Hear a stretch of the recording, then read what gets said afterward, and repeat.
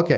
So ಕರ್ತನಲ್ಲಿ ಪ್ರೀತಿ ಅಂತ ಸೋರಸರುಗಳೇ, ನಮ್ಮ ಅನೇಕ ದಿವಸಗಳಿಂದ ಕ್ರಿಸ್ತ ವಿರೋಧಿ ಬಗ್ಗೆ ಏನ್ ಮಾಡಿದ್ರಿ ನಾವು ಸ್ಟಡಿ ಮಾಡ್ತಾ ಬಂದ್ರಿ. ಅಂದ್ರ ಆಲ್ಮೋಸ್ಟ್ ಎಲ್ಲಾ ಭಾಗಗಳನ್ನ ನಾವೇನ್ ಮಾಡಿದ್ರಿ ಮುಗಿಸಿದ್ರಿ.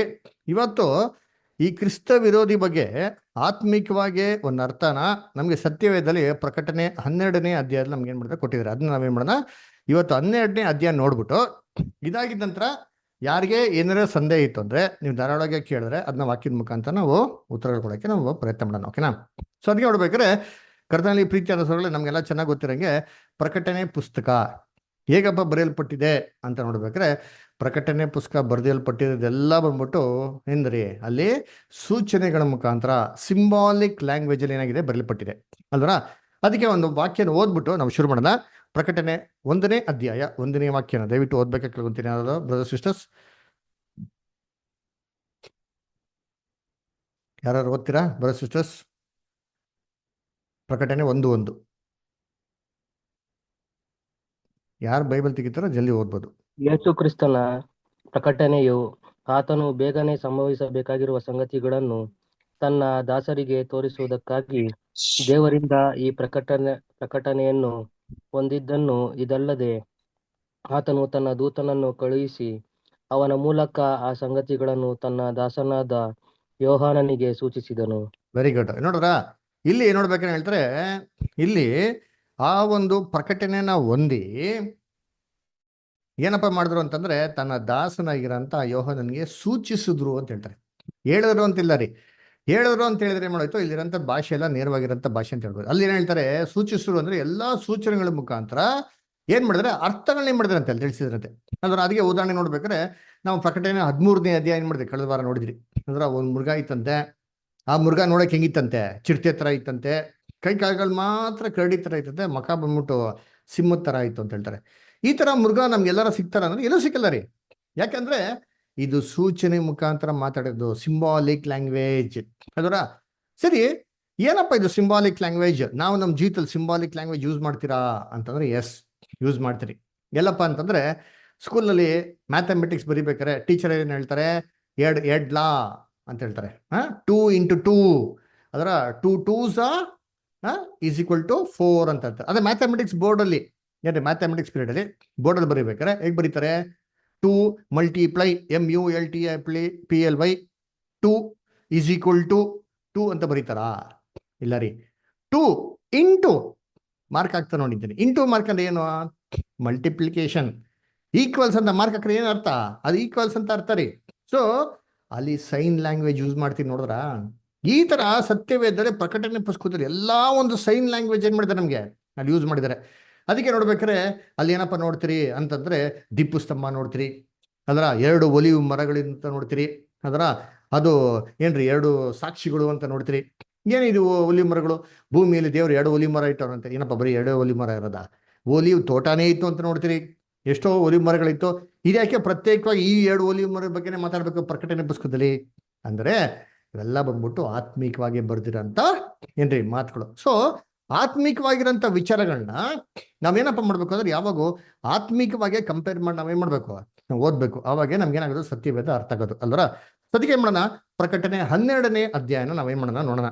ಎಲ್ಲಪ್ಪ ಅಂದ್ರೆ ದಯವಿಟ್ಟು ಓದ್ರಿತೀರಿ. ಪ್ರಕಟಣೆ 12ನೇ ಅಧ್ಯಾಯ ವಾಕ್ಯ 1 ಮತ್ತು 2 ದಯವಿಟ್ಟು ಓದ್ರಿ ಯಾರಾದ್ರು.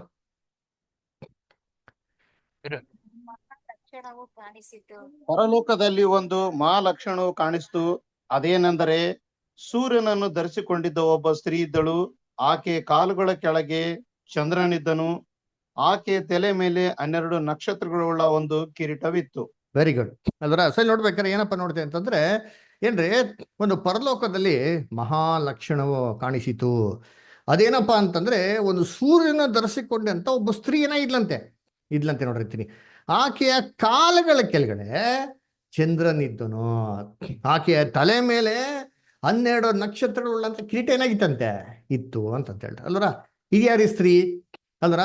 ನೋಡ್ಬೇಕಾರೆ ಪರಲೋಕದಲ್ಲಿ ಒಂದು ಲಕ್ಷಣ ಕಾಣಿಸ್ಕೊಂತೆ. ಆ ಸ್ತ್ರೀ ಏನ್ರಿ ಒಂದು ಗೋಲ್ಡನ್ ಸೀರೆ, ಏನಪ್ಪ ಒಂದು ಸನ್ ಸಿಲ್ಕ್ ಸೀರೆ ಸೂರ್ಯನ್ ಧರಿಸ್ಕೊಂಡಿತ್ತಂತೆ. ಸೂರ್ಯನ ತರನೇ ಒಂದು ಸೀರೆ ಮಾಡಿದ ಉಟ್ಕೊಂಡಿತ್ತಂತೆ. ಯಾವ್ದ್ರ ಮೇಲಪ್ಪ ನಿಂತಾರ ಅಂದ್ರೆ ಚಂದ್ರನ ಮೇಲೆ ನಿಂತಾರಂತೆ ಅಲ್ವರ. ಆಮೇಲೆ ಇವ್ರಿಗೆ 12 ನಕ್ಷತ್ರಗಳಿರಂತ ಕಿರೀಟ ಏನಾಗಿತ್ತಂತೆ ಇತ್ತಂತೆ ಅಲ್ವರ. ಆಮೇಲೆ ಏನಾಯ್ತಂತೆ, ಹಂಗೆ ಮುಂದಕ್ಕೆ ಓದಿಂತೀನಿ. ಯಾರು ಪ್ರಜ್ವಲ್ ಬದರ್ ಓದ್ಬೋದಾ?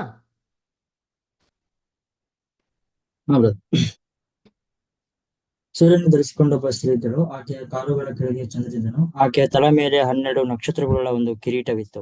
ಆಕೆಯು ಗರ್ಭಿಣಿಯಾಗಿದ್ದು ಪ್ರಸವ ವೇದನೆಯಿಂದ ಸಂಕಟ ಪಡುತ್ತಾ ಕೂಗುತ್ತಿದ್ದಳು.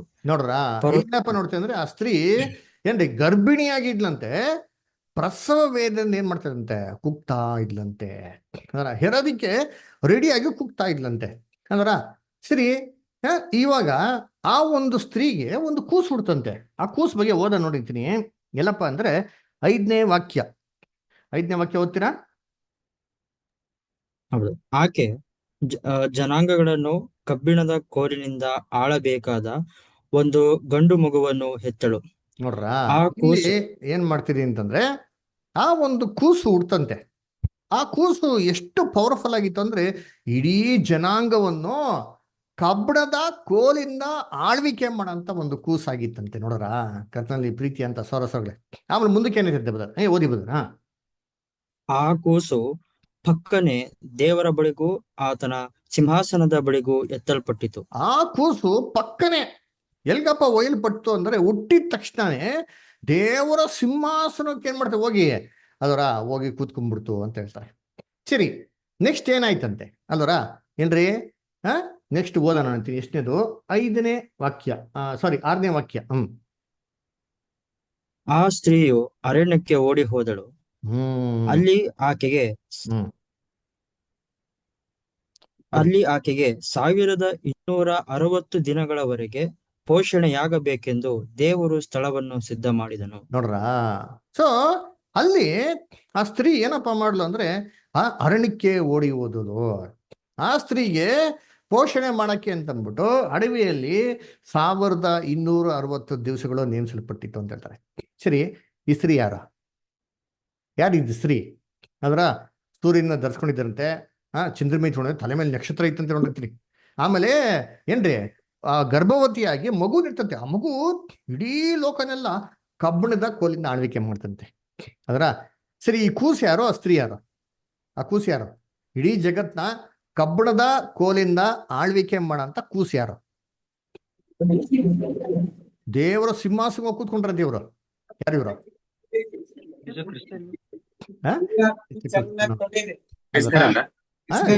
ಕ್ರೈಸ್ತ ಅಲ್ರ. ಯಾಕೆ ಎಲ್ಲರೂ ಏನ್ ಹೇಳ್ತಾರಂದ್ರೆ, ಇನ್ನ ಯೇಸು ಕ್ರಿಸ್ತನ ಅಂತಾನೆ ಹೇಳ್ತಾರೆ. ಯಾಕಪ್ಪ ಅಂದ್ರೆ, ಆ ಕೂಸು ಪಕ್ಕನೆ ದೇವರ ಸಿಂಹಾಸನಕ್ಕೆ ಹೋಗಿ ಏನ್ ಮಾಡ್ತಂತೆ, ಕೂತ್ಕೊಂಡ್ಬಿಡ್ತಂತೆ. ಇಡೀ ಲೋಕನ ಕಬ್ಬಣದ ಕೋಲಿಂದ ಆಳ್ವಿಕೆ ಮಾಡಂತ ಅದು ಕೂಸು ಅಂತ ಹೇಳ್ತಾರೆ. ಸರಿ, ಅದರ ಇವಾಗ ಇದು ಯೇಸು ಕ್ರಿಸ್ತನ ಅಂತ ಫಸ್ಟ್ ನಾವೇನ್ ಮಾಡ್ಬೇಕು? ಚೆಕ್ ಮಾಡ್ಬೇಕು. ಅದರ ಕರ್ತನಲ್ಲಿ ಪ್ರೀತಿ ಅಂತ ಸೊರಸುಗಳೇ, ಏನ್ರಿ, ಯೇಸು ಕ್ರಿಸ್ತು ಭೂಲೋಕದಲ್ಲಿ ಹುಟ್ಟಿದ್ರು. ಅದರ ಹುಟ್ಟಬೇಕಾರೆ ಯಾವ ಸನ್ನಿವೇಶದಲ್ಲಿ ಹುಟ್ಟಿದ್ರು ನಮಗೆ ಚೆನ್ನಾಗಿ ಗೊತ್ತು. ಹುಟ್ಟಬೇಕಾರೆ ಎಂಥ ಕಷ್ಟವಾಗಿರೋ ಸನ್ನಿವೇಶ ಅಂದ್ರೆ, ಎರಡನ್ನು ಸಾಯಿಸ್ಬೇಕು ಅಂತ ಏನಾಗಿದ್ದಂತೆ, ರೆಡಿ ಆಗಿದ್ದಂತೆ. ಅದರ ಯೇಸು ಕ್ರಿಸ್ತು ಹುಟ್ಟಿದ ತಕ್ಷಣ ಏನ್ರಿ, ಅವರು ದೇವರ ಸಿಂಹಾಸನಕ್ಕೆ ಕೂತ್ಕೊಂಡ್ಬಿಟ್ರ. ಇಡೀ ಜಗತ್ನ ಏನ್ರಿ ಕಬ್ಬಣದ ಕೋಲಿಂದ ಆಳ್ವಿಕೆ ಮಾಡಂತ ಕೂಸ್ತರ ಕೂತ್ಕೊಂಡ್ರ.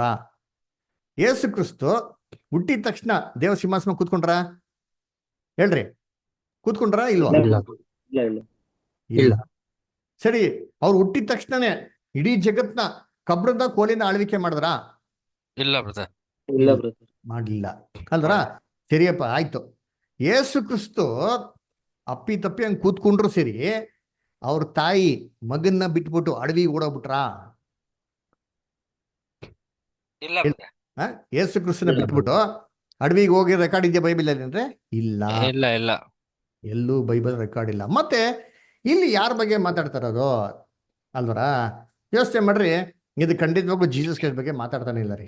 ಯೋಚನೆ ಮಾಡಿರ್ತೀನಿ, ನೀವು ಕರ್ನಾಟಕ ಚೀಫ್ ಮಿನಿಸ್ಟರ್ ಆಗ್ಬಿಟ್ರೆ ನಿಮ್ಮ ತಾಯಿ ಏನ್ ಮಾಡ್ತಾರೆ? ನಿಮ್ಮನ್ನ ಬಿಟ್ಟು ಓಡೋಗ್ಬಿಡ್ತಾರ? ಅಥವಾ ಬಿಟ್ಟು ಹೋಗಿರೋ ತಾಯಿ ಎಲ್ಲಿದ್ರು ಓಡ್ಬೋತಾರ? ಎಲ್ಲಿದ್ರು ಬರ್ತಾರೆ. ಎಲ್ಲಿದ್ರು ಓಡ್ಬೋತಾನೆ. ಯಾಕೆ? ನನ್ ಮಗ ಚೀಫ್ ಮಿನಿಸ್ಟರ್ ಆಗ್ಬಿಟ್ಟ, ಹಂಗಾಗಿ ಇಡೀ ಲೋಕನೇ ಯೇಸು ಕ್ರಿಸ್ತು ಆಳ್ವಿಕೆ ಮಾಡತ್ರ ಇತ್ತು ಅಂದ್ರೆ, ಅವರಮ್ಮ ಯಾಕೆ ಯೇಸು ಕ್ರಿಸ್ತನ್ ಬಿಟ್ಬಿಟ್ಟು ಅಡವಿಗೆ ಓಡೋಗ್ಬೇಕು ಅಲ್ವರ? ಖಂಡಿತವಾಗೂ ಪ್ರಕಟಣೆ 12ನೇ ಅಧ್ಯಾಯದಲ್ಲಿ ಬರೆದಿರೋದೆಲ್ಲ ಬಂದ್ಬಿಟ್ಟು ಆತ್ಮಿಕವಂತ ಅರ್ಥದಲ್ಲೇ ಬಂದಿರೋದು. ಇದು ನಮ್ಗೆ ಮೊದಲನೇ ವಾಕ್ಯದಲ್ಲೇ ನಮಗೆ ಕೊಟ್ಟಿದ್ದಾರೆ ನೋಡ್ರಿ ಅಂತೀನಿ ಅಲ್ವರ. ಏನಪ್ಪಾ ಅಂದ್ರೆ ನೋಡಿ, ಓದೋಣ ಇನ್ನೊಂದ್ಸತಿ ಓದ್ರಿ ಅಂತೀನಿ. ಯಾರಾದ್ರ ಪ್ರಕಟಣೆ 12ನೇ ಅಧ್ಯಾಯ 1ನೇ ವಾಕ್ಯ. ವರುಣ್ ಬ್ರದರ್ ಇದೀರಾ, ಓದ್ಬೋದಾ? ಪ್ರಕಟಣೆ 12:1. ಬ್ರದರ್ ಟ್ರಾವೆಲಿಂಗ್ ಇದ್ದೀನಿ, ಒಂದು 20 ನಿಮಿಷ ಹೋಗ್ಲಿ. ಓಕೆ, ಸರಿ. ಜೇಕಬ್, ಜೇಕಬ್ ಬ್ರದರ್ ಓದಿ. ಪರಲೋಕದಲ್ಲಿ ಒಂದು ಮಹಾ ಲಕ್ಷಣವು ಕಾಣಿಸಿತು. ಇಲ್ಲೇ ಕೊಟ್ಟ ನೋಡಿರ್ತೀನಿ. ಪರಲೋಕದಲ್ಲಿ ಏನಪ್ಪಾ ಕಾಣಿಸ್ತು ಅಂತಂದ್ರೆ ಮಹಾಲಕ್ಷಣ. ನಾವೇನ್ ತಿಳ್ಕೊಂಡ್ಬಿಡ್ತೀರಿ? ಪರಲೋಕನೇನೋ ಎಲ್ಲ ಸೇರಿ ನಾವೆಲ್ಲ ಹೋಗೋದು ಬ್ರದರ್. ನಾವಾಗೋಂಥ ಜಾಗ, ದೇವ್ರಿರೋಂಥ ಜಾಗ ಪರಲೋಕ ಅಂತ ತಿಳ್ಕೊಂಡ್ಬಿಡ್ತೀರಿ. ಪರಲೋಕದಲ್ಲಿ ಸ್ತ್ರೀ ಪ್ರೆಗ್ನೆಂಟ್ ಆಗ್ತಾರಾ? ಯೋಚನೆ ಮಾಡಿರ್ತೀನಿ. ಏಸು ಖುಷಿ ಅಂತಂದ್ರು, ಮದ್ವೆ ಆಗೋದು ಇಲ್ಲ, ಮದ್ವೆ ಮಾಡ್ಕೊಡೋದು ಇಲ್ಲ, ಪರಲೋಕದಲ್ಲೂ ದೂತರುಗಳ ತರ ಇರ್ತಂತ. ಹಾಗಾದ್ರೆ ಈ ಸ್ತ್ರೀ ಹೆಂಗಪ್ಪ ಪರಲೋಕದಲ್ಲಿ ಪ್ರೆಗ್ನೆಂಟ್ ಆಗ್ಬಿಟ್ರು? ಕರ್ತನಲ್ಲಿ ಪ್ರೀತಿ ಅಂತ ಹೇಳಿದ್ರೆ ಪರಲೋಕ ಅಂದ್ರೆ ಏನಲ್ಲಿ? ಇನ್ನು ಇಂಗ್ಲೀಷಲ್ಲಿ ಓದೋಣ ಯಾರಾದ್ರು? ದಯವಿಟ್ಟು ಯಾರು ಇಂಗ್ಲೀಷ್ ಓದಿ, ಇಂಗ್ಲೀಷ್ ವೇಬಲ್ ಇದ್ರೆ. ಜೋಯಲ್ ಬ್ರದರ್ KJV ಇದ್ರೆ ಓದ್ತೀರಾ? Revelation 1. And there appeared a great wonder in heaven. Heaven ಏನ್ರಿ? Great wonder in heaven. ಯಾವ ಹೆವೆನೋ? ನಾವು 3 ಲೋಕ ಅಂತ ಪಾಠ ಕೇಳಿದ್ರಿ. ಆ 3 ಲೋಕ ಪಾಠದಲ್ಲಿ ನೋಡಿದ್ರಿ, ಇಂಗ್ಲಿಷಲ್ಲಿ ಹೆವೆನ್ ಅಂತಂದ್ರೆ 3 ಅರ್ಥಗಳಿದೆ. ಅದರ ಫಸ್ಟ್ ಆದಿಕಾಂಡ 1:1 God created the heaven the earth ಅಂದೇನೋ, ದೇವ್ರಂತ ಸ್ಥಳ ದೇವ್ರು ಸೃಷ್ಟಿ ಮಾಡೋದು ಅಂತಲ್ಲ ರೀ. ಈ ಭೂಮಿಯ ವಾಯುಮಂಡಲ ಇದೆಯಲ್ಲ, ಏನ್ ಅಂತರಿಕ್ಷ ಗ್ರಹಗಳು ಇದೆಯಲ್ಲ ಏನ್ರಿ, ಬ್ರಹ್ಮಾಂಡ, ಅದಕ್ಕೂ ಹೆವೆನ್ ಅಂತ ಹೇಳ್ತಾರೆ ಅಲ್ವರ. ಆಮೇಲೆ ಏನ್ರಿ, ಈ ಭೂಮಿಯ ವಾಯುಮಂಡಲ ಇದೆ ಗೊತ್ತಾ, ಸೈತಾನ ಆಳ್ವಿಕೆ ಮಾಡ್ತಾರೆ ಗೊತ್ತಾ ಸ್ಥಳ, ಅದಕ್ಕೂ ಏನ್ ಮಾಡ್ತಾರೆ ಬೈಬಲಲ್ಲಿ ಏನ್ರಿ, ಹೆವೆನ್ ಅಂತಾನೆ ಹೇಳೋದು. ಇಲ್ಲಿ ಪ್ರಕಟಣೆ ಪುಸ್ತಕದಲ್ಲಿ ಹೇಳ್ಬೇಕಾರೆ ಯಾವ ಹೆವೆನ್ ಬಗ್ಗೆ ಹೇಳ್ತಾರದು ಅಂತಂದ್ರೆ ಆ ಹೆವೆನ್ ಬಗ್ಗೆನೇ ಹೇಳ್ತಾರದು. ಯಾವ ಹೆವೆನೋ? ಆತ್ಮಿಕವಾಗಿರಂತ ಒಂದು ಹೆವೆನ್ ಇದೆಯಲ್ಲ, ಸೇತಾನು ಆಳ್ವಿಕೆ ಸ್ಥಳ ಇದೆಯಲ್ಲ, ಈ ಒಂದು ಆಳ್ವಿಕೆ ಸ್ಥಳದಲ್ಲಿ ಏನ್ ನೋಡಿದ್ರಂತಪ್ಪ?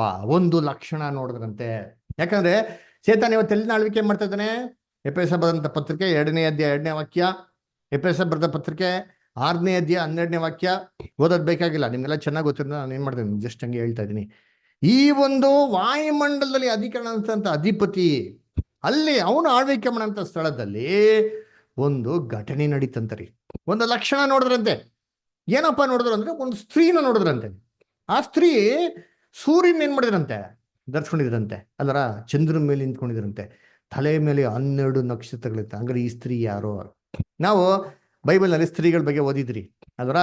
ಬೈಬಲ್ನಲ್ಲಿ ಹೇಳ್ರಿ, ಸ್ತ್ರೀ ಅಂದ್ರೆ ಯಾರಿಗೆ ಹೇಳ್ತಾರೆ? ಯಾರಿಗೆ ಹೋಲಿಕೆ ಮಾಡಿ ಹೇಳ್ತಾರೆ? ಸಭೆ ಅಲ್ವರ. ಬೈಬಲ್ನಲ್ಲಿ ಶುದ್ಧವಾಗಿರಂತ ಸ್ತ್ರೀ ಅಂದ್ರೆ ಸಭೆಗೆ ಹೋಲಿಕೆ ಮಾಡೋದು ಹೇಳೋದು. ಎಲ್ಲಿ ಕೊಟ್ಟಿದ್ದಾರೆ? 2ನೇ ಕೊರಿಂಥ 11ನೇ ಅಧ್ಯಾಯ 2ನೇ ವಾಕ್ಯ. 2ನೇ ಕೊರಿಂಥ 11:2. ಸೊಸಾಲಿಕರ್ ಸೈಮನ್ ಬ್ರದರ್ ಓದ್ಬೋದಾ? ಸೊಸಾಲಿಕರ್ ಸೈಮನ್ ಬ್ರದರ್ ಲೈನ್ ಇದ್ದೀರಾ? 2ನೇ ಕೊರಿಂಥ 11:2 ಓದ್ಬೋದಾ?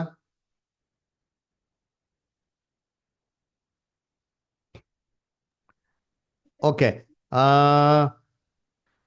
ಗೋಪಾಲ ಬ್ರದರ್ ಓದ್ಬೋದಾ? ಓಕೆ, ಜೋಸಫ್ ಬ್ರದರ್ ಓದಿ. ಯಾಕಂದರೆ ದೇವರಲ್ಲಿರುವಂತ ಚಿಂತೆಯಿಂದಲೇ ನಾನು ನಿಮ್ಮ ವಿಷಯದಲ್ಲಿ ಚಿಂತಿಸುತ್ತೇನೆ. ನಿಮ್ಮನ್ನು ಕ್ರಿಸ್ತನೆಂಬ ಒಬ್ಬನೇ ಪುರುಷನಿಗೆ ಶುದ್ಧ ಕನ್ಯೆಯಂತೆ ಒಪ್ಪಿಸಬೇಕೆಂದು ನಿಮ್ಮನ್ನು ಆತನಿಗೆ ನಿಶ್ಚಯ ಮಾಡಿದ್ದೇನಲ್ಲ. ನೋಡ್ರ, ಶುದ್ಧ ಕನ್ಯೆಯಂತೆ ಕ್ರಿಸ್ತನ್ಗೆ ಏನಾಗಿದೆ? ನಿಶ್ಚಯ ಆಗಿದ್ರಿ ಅಂತ ಹೇಳ್ತಾರಲ್ರ. ಹಂಗೆ ಸಭೆ ಕ್ರಿಸ್ತನ್ಗೆ ಏನಾಗಿದೆ? ನಿಶ್ಚಿತಾರ್ಥ ಆಗಿದೆ. ಸರಿ, ಇಬ್ರಿಗೆ ಮದುವೆ ಆಗದೆ ಯಾವಾಗ?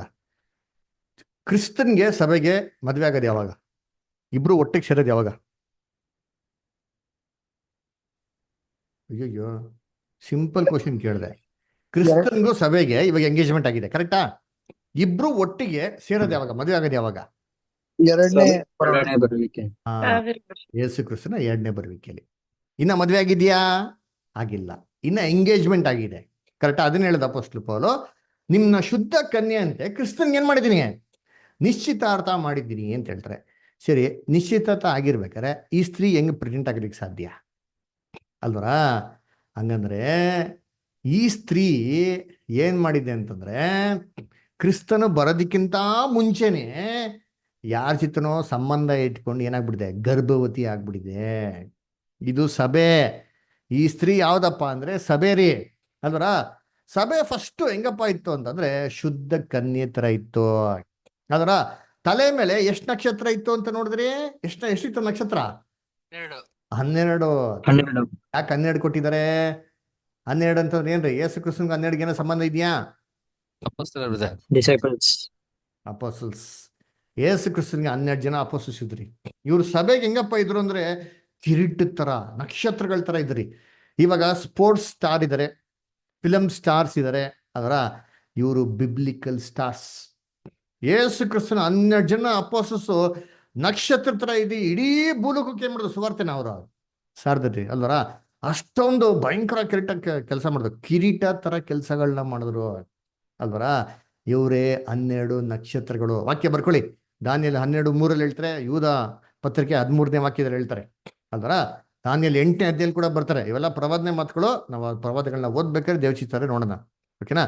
ಸರಿ, ಹಾಗಾದ್ರೆ ಸೂರ್ಯ ನೀನು ನಕ್ಷತ್ರ ಏನು? ಕರ್ತನಲ್ಲಿ ಪ್ರೀತಿ ಅಂತ ಸರೋಗ್ಲೆ, ಸೂರ್ಯ ಮತ್ತೆ ಚಂದ್ರ ಅಂದ್ರೆ ಏನಪ್ಪಾ ಅಂದ್ರೆ, ಸೂರ್ಯ ಅಂದ್ರೆ ಏನ್ರಿ ಹೊಸ ಒಡಂಬಡಿಕೆ, ಚಂದ್ರ ಅಂದ್ರೆ ಹೊಸ ಒಡಂಬಡಿಕೆ, ಹಳೆ ಒಡಂಬಡಿಕೆ. ಸೂರ್ಯ ಅಂದ್ರೆ ಹೊಸ ಒಡಂಬಡಿಕೆ, ಚಂದ್ರ ಅಂದ್ರೆ ಹಳೆ ಒಡಂಬಡಿಕೆ. ಹೇಗಪ್ಪ ಅಂತಂದ್ರೆ, ಚಂದ್ರನಿಗೆ ಸ್ವಂತ ಬೆಳಕಿಲ್ಲ ರೀ. ಚಂದ್ರ ಯಾವಾಗ ಏನ್ ಮಾಡ್ತಾರೆ ಅಂದ್ರೆ ಸೂರ್ಯನ ಬೆಳಕನ್ನೇ ಪ್ರತಿಬಿಂಬಿಸೋದು. ಇದೇ ರೀತಿ ಹಳೆ ಒಡಂಬಡಿಕೆನ ನಾವು ಹೊಸ ಒಡಂಬಡಿಕೆ ಇಲ್ದ್ರೆ ಅರ್ಥ ಮಾಡ್ಕೊಳಕ್ಕೆ ಸಾಧ್ಯ ಇಲ್ಲ ರೀ. ಹೊಸ ಒಡಂಬಡಿಕೆ ಬೆಳಕಿಲ್ಲ ಅಂತಂದ್ರೆ ಹಳೆ ಒಡಂಬಡಿಕೆ ನಮ್ಗೆ ಅರ್ಥನೇ ಆಗಲ್ಲ ರೀ. ಅಬ್ರಾಹ್ಮ ಯಾಕೆ 3 ಜನ ಹೆಂಡತಿ ಮದುವೆ ಮಾಡ್ಕೊಂಡು ನಮ್ಗೆ ಗೊತ್ತಾಗ್ತಿಲ್ಲ. ಅದೇಂಗೆ ಇಸಾಕ್ ಹುಟ್ಟೋದೇ ಕಷ್ಟವಾಗಿತ್ತು, ಹಂಗಿರ್ಬೇಕಾರೆ ಕೇತುರ ಮುಖಾಂತರ 6 ಜನ ಮಕ್ಳು ಹೆಂಗ್ ಬಂದ್ರು ನಮ್ಗೆ ಗೊತ್ತಾಗಲ್ಲ. ದೇವ್ರ ದರ್ಶನ ಗುಡಾರದಲ್ಲಿ ಯಾಕೆ ರಕ್ತನ ಪ್ರೋಕ್ಷೆ ಮಾಡ್ಬೇಕಾಯ್ತು, ನೀರನ್ನ ಚಿಮಿಸ್ಬೇಕು ಅಂತ ಹೇಳಿದ್ರು, ನಮ್ಗೆ ಅರ್ಥ ಗೊತ್ತಿಲ್ಲ. ಇವೆಲ್ಲ ಗೊತ್ತಾಗ್ಬೇಕಂದ್ರೆ ಹೊಸ ಒಡಂಬಡಿಕೆ ಬೇಕು. ಹೊಸ ಒಡಂಬಡಿಕೆ ಇದ್ರೆ ಮಾತ್ರ ಹಳೆ ಒಡಂಬಡಿಕೆ ಅರ್ಥ ಆಗಕ್ಕೆ ಸಾಧ್ಯ. ಹಳೆ ಒಡಂಬಡಿಕೆನೇ ಸೂರ್ಯನ ಬೆಳಕು. ನೀತಿ ಸೂರ್ಯ ಯಾರು ಬೈಬಲಲ್ಲಿ? ಯೇಸು ಕ್ರಿಸ್ತು. ಯೇಸು ಕ್ರಿಸ್ತು ಬಂದಿದ ನಂತರ, ಮೊದಲನೇ ಬರೋಕೆ ಬಂದಿದ ನಂತರನೇ ಯೋಹಾನ 1:18 ಹೇಳಂತೇಳಿ ಏನ್ರಿ ಸತ್ಯ ನಮ್ಮ ಬೆಳಕಿಗೆ ತಂದ್ರು. ಮೋಸೆ ಮುಖಾಂತರ ಧರ್ಮಶಾಸ್ತ್ರ ಬಂತು, ಕ್ರಿಸ್ತನ ಮುಖಾಂತರ ಏನ್ ಬಂತು ಅಂತಾರೆ? ಸತ್ಯ ಬಂತು ಅಂತ ಹೇಳ್ತಾರೆ ಯೋಹಾನ 1 ಅಂತೇಳಿ. ಅಂದ್ರೆ ಅದನ್ನ ಕರ್ತನಲ್ಲಿ ಪ್ರೀತಿ ಅಂತ ಸೊಗಳೆ ನ್ಯೂ ಟೆಸ್ಟಿಮೆಂಟ್ ಅಂತಂದ್ರೆ ಸನ್, ಸೂರ್ಯ ಅಂದ್ರ ಈ ಒಂದು ಏನ್ರಿ ಸಭೆ, ಆದಿ ಸಭೆ ಹೆಂಗಪ್ಪ ಐತಂದ್ರೆ ಹೊಸ ಒಡಂಬಡಿಕೆನ ಫುಲ್ ಧರ್ಸ್ಕೊಂಡಿತ್ರಿ. ಹೊಸ ಒಡಂಬಡಿಕೆ ಒಳಗಡೆ ಇತ್ತರಿ. ಆ ಉಪದೇಶಗಳಲ್ಲಿ ನೆಲೆಗೊಂಡಿತ್ತು. ಯಾವ್ದ್ರ ಮೇಲಪ್ಪ ನಿಂತಿದ್ದು ಅಂತಂದ್ರೆ ಏನ್ರಿ? ಹಳೆ ಒಡಂಬಡಿಕೆ. ಹಳೆ ಒಡಂಬಡಿಕೆನೇ ಫೌಂಡೇಶನ್ ರೀ. ಅದ್ರ ಮೇಲೆ ಸಭೆ ಏನಾಗಿತ್ತಂತೆ ನಿಂತಿದ್ರೆ ಇಷ್ಟೊಂದು ಲಕ್ಷಣವಾಗಿ ಸುಂದರವಾಗಿರಂತ ಒಂದೇಂತ ಕನ್ನಿಯಾಗಿತ್ತಂತೆ. ಯಾರು? ಸಭೆ. ಅದರ ವಾಕ್ಯ ಓದ ನೋಡಿ. ಎಫೆಸರಿಗೆ ಬರೆದ ಪತ್ರಿಕೆ 2ನೇ ಅಧ್ಯಾಯ 2ನೇ ವಾಕ್ಯ. ಎಫೆಸರಿಗೆ ಬರೆದ ಪತ್ರಿಕೆ 2ನೇ ಅಧ್ಯಾಯ 2ನೇ ವಾಕ್ಯ. ದೇವಿಕಾ ಸಿಸ್ಟರ್, ನಿಮ್ಗೆಲ್ಲ ಬೈಬಲ್ ಓದಕ್ಕಾಗ್ತದಾ?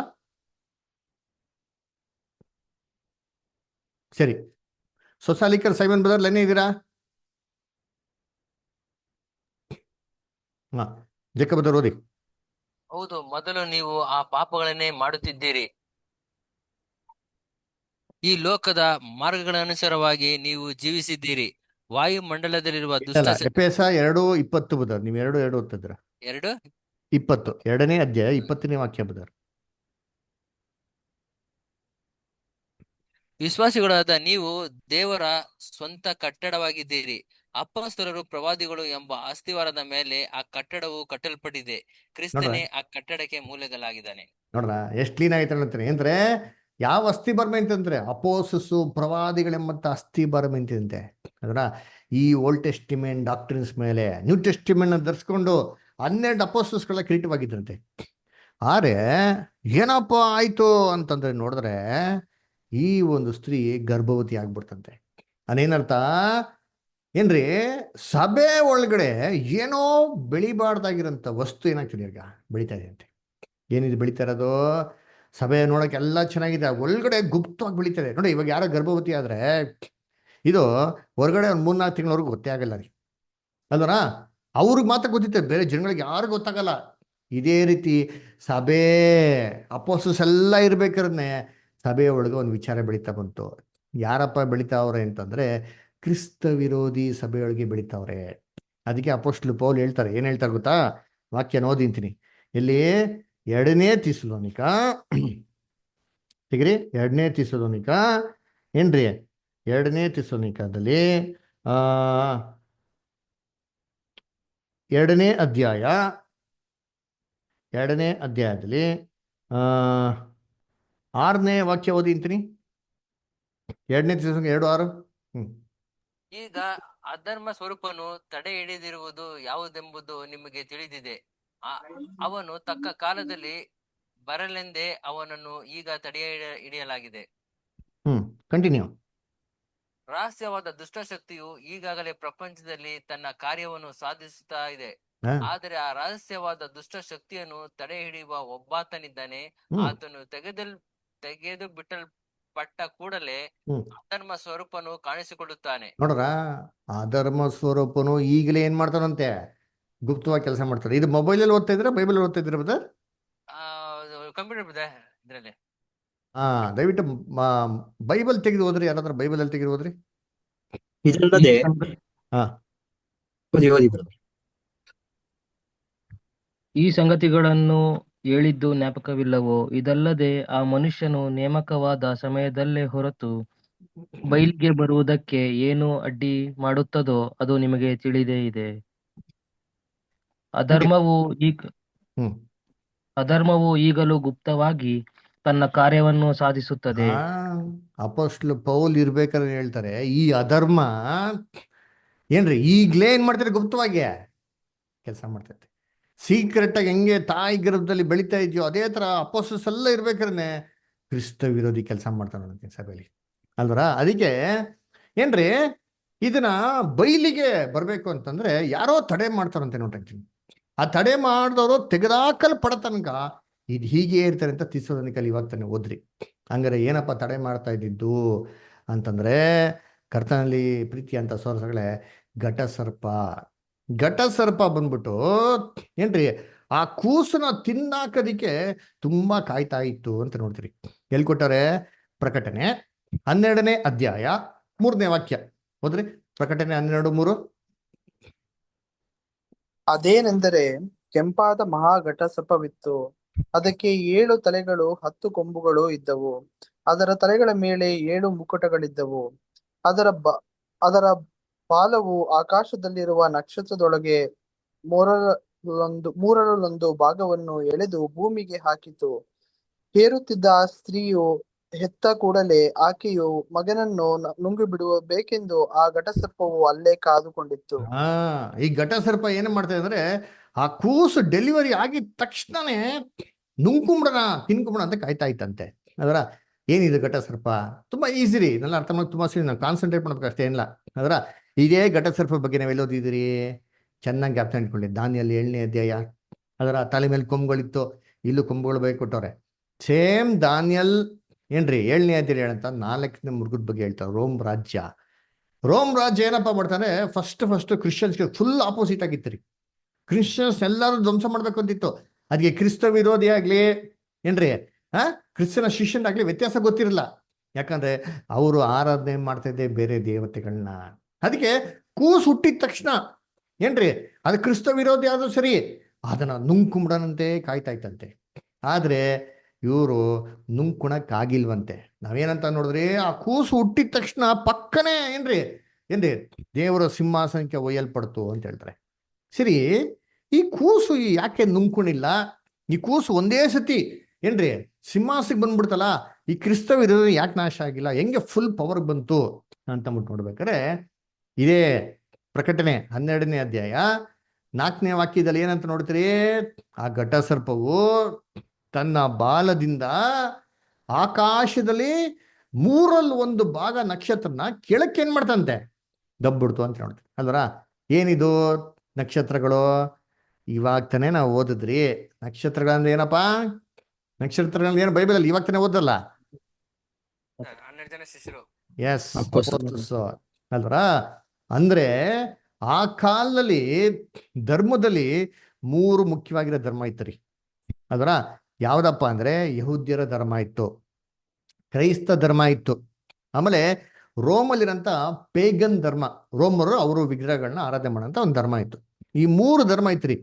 ಈ 3 ಧರ್ಮದಲ್ಲಿ ಇದೆ 3 ನಕ್ಷತ್ರಗಳು.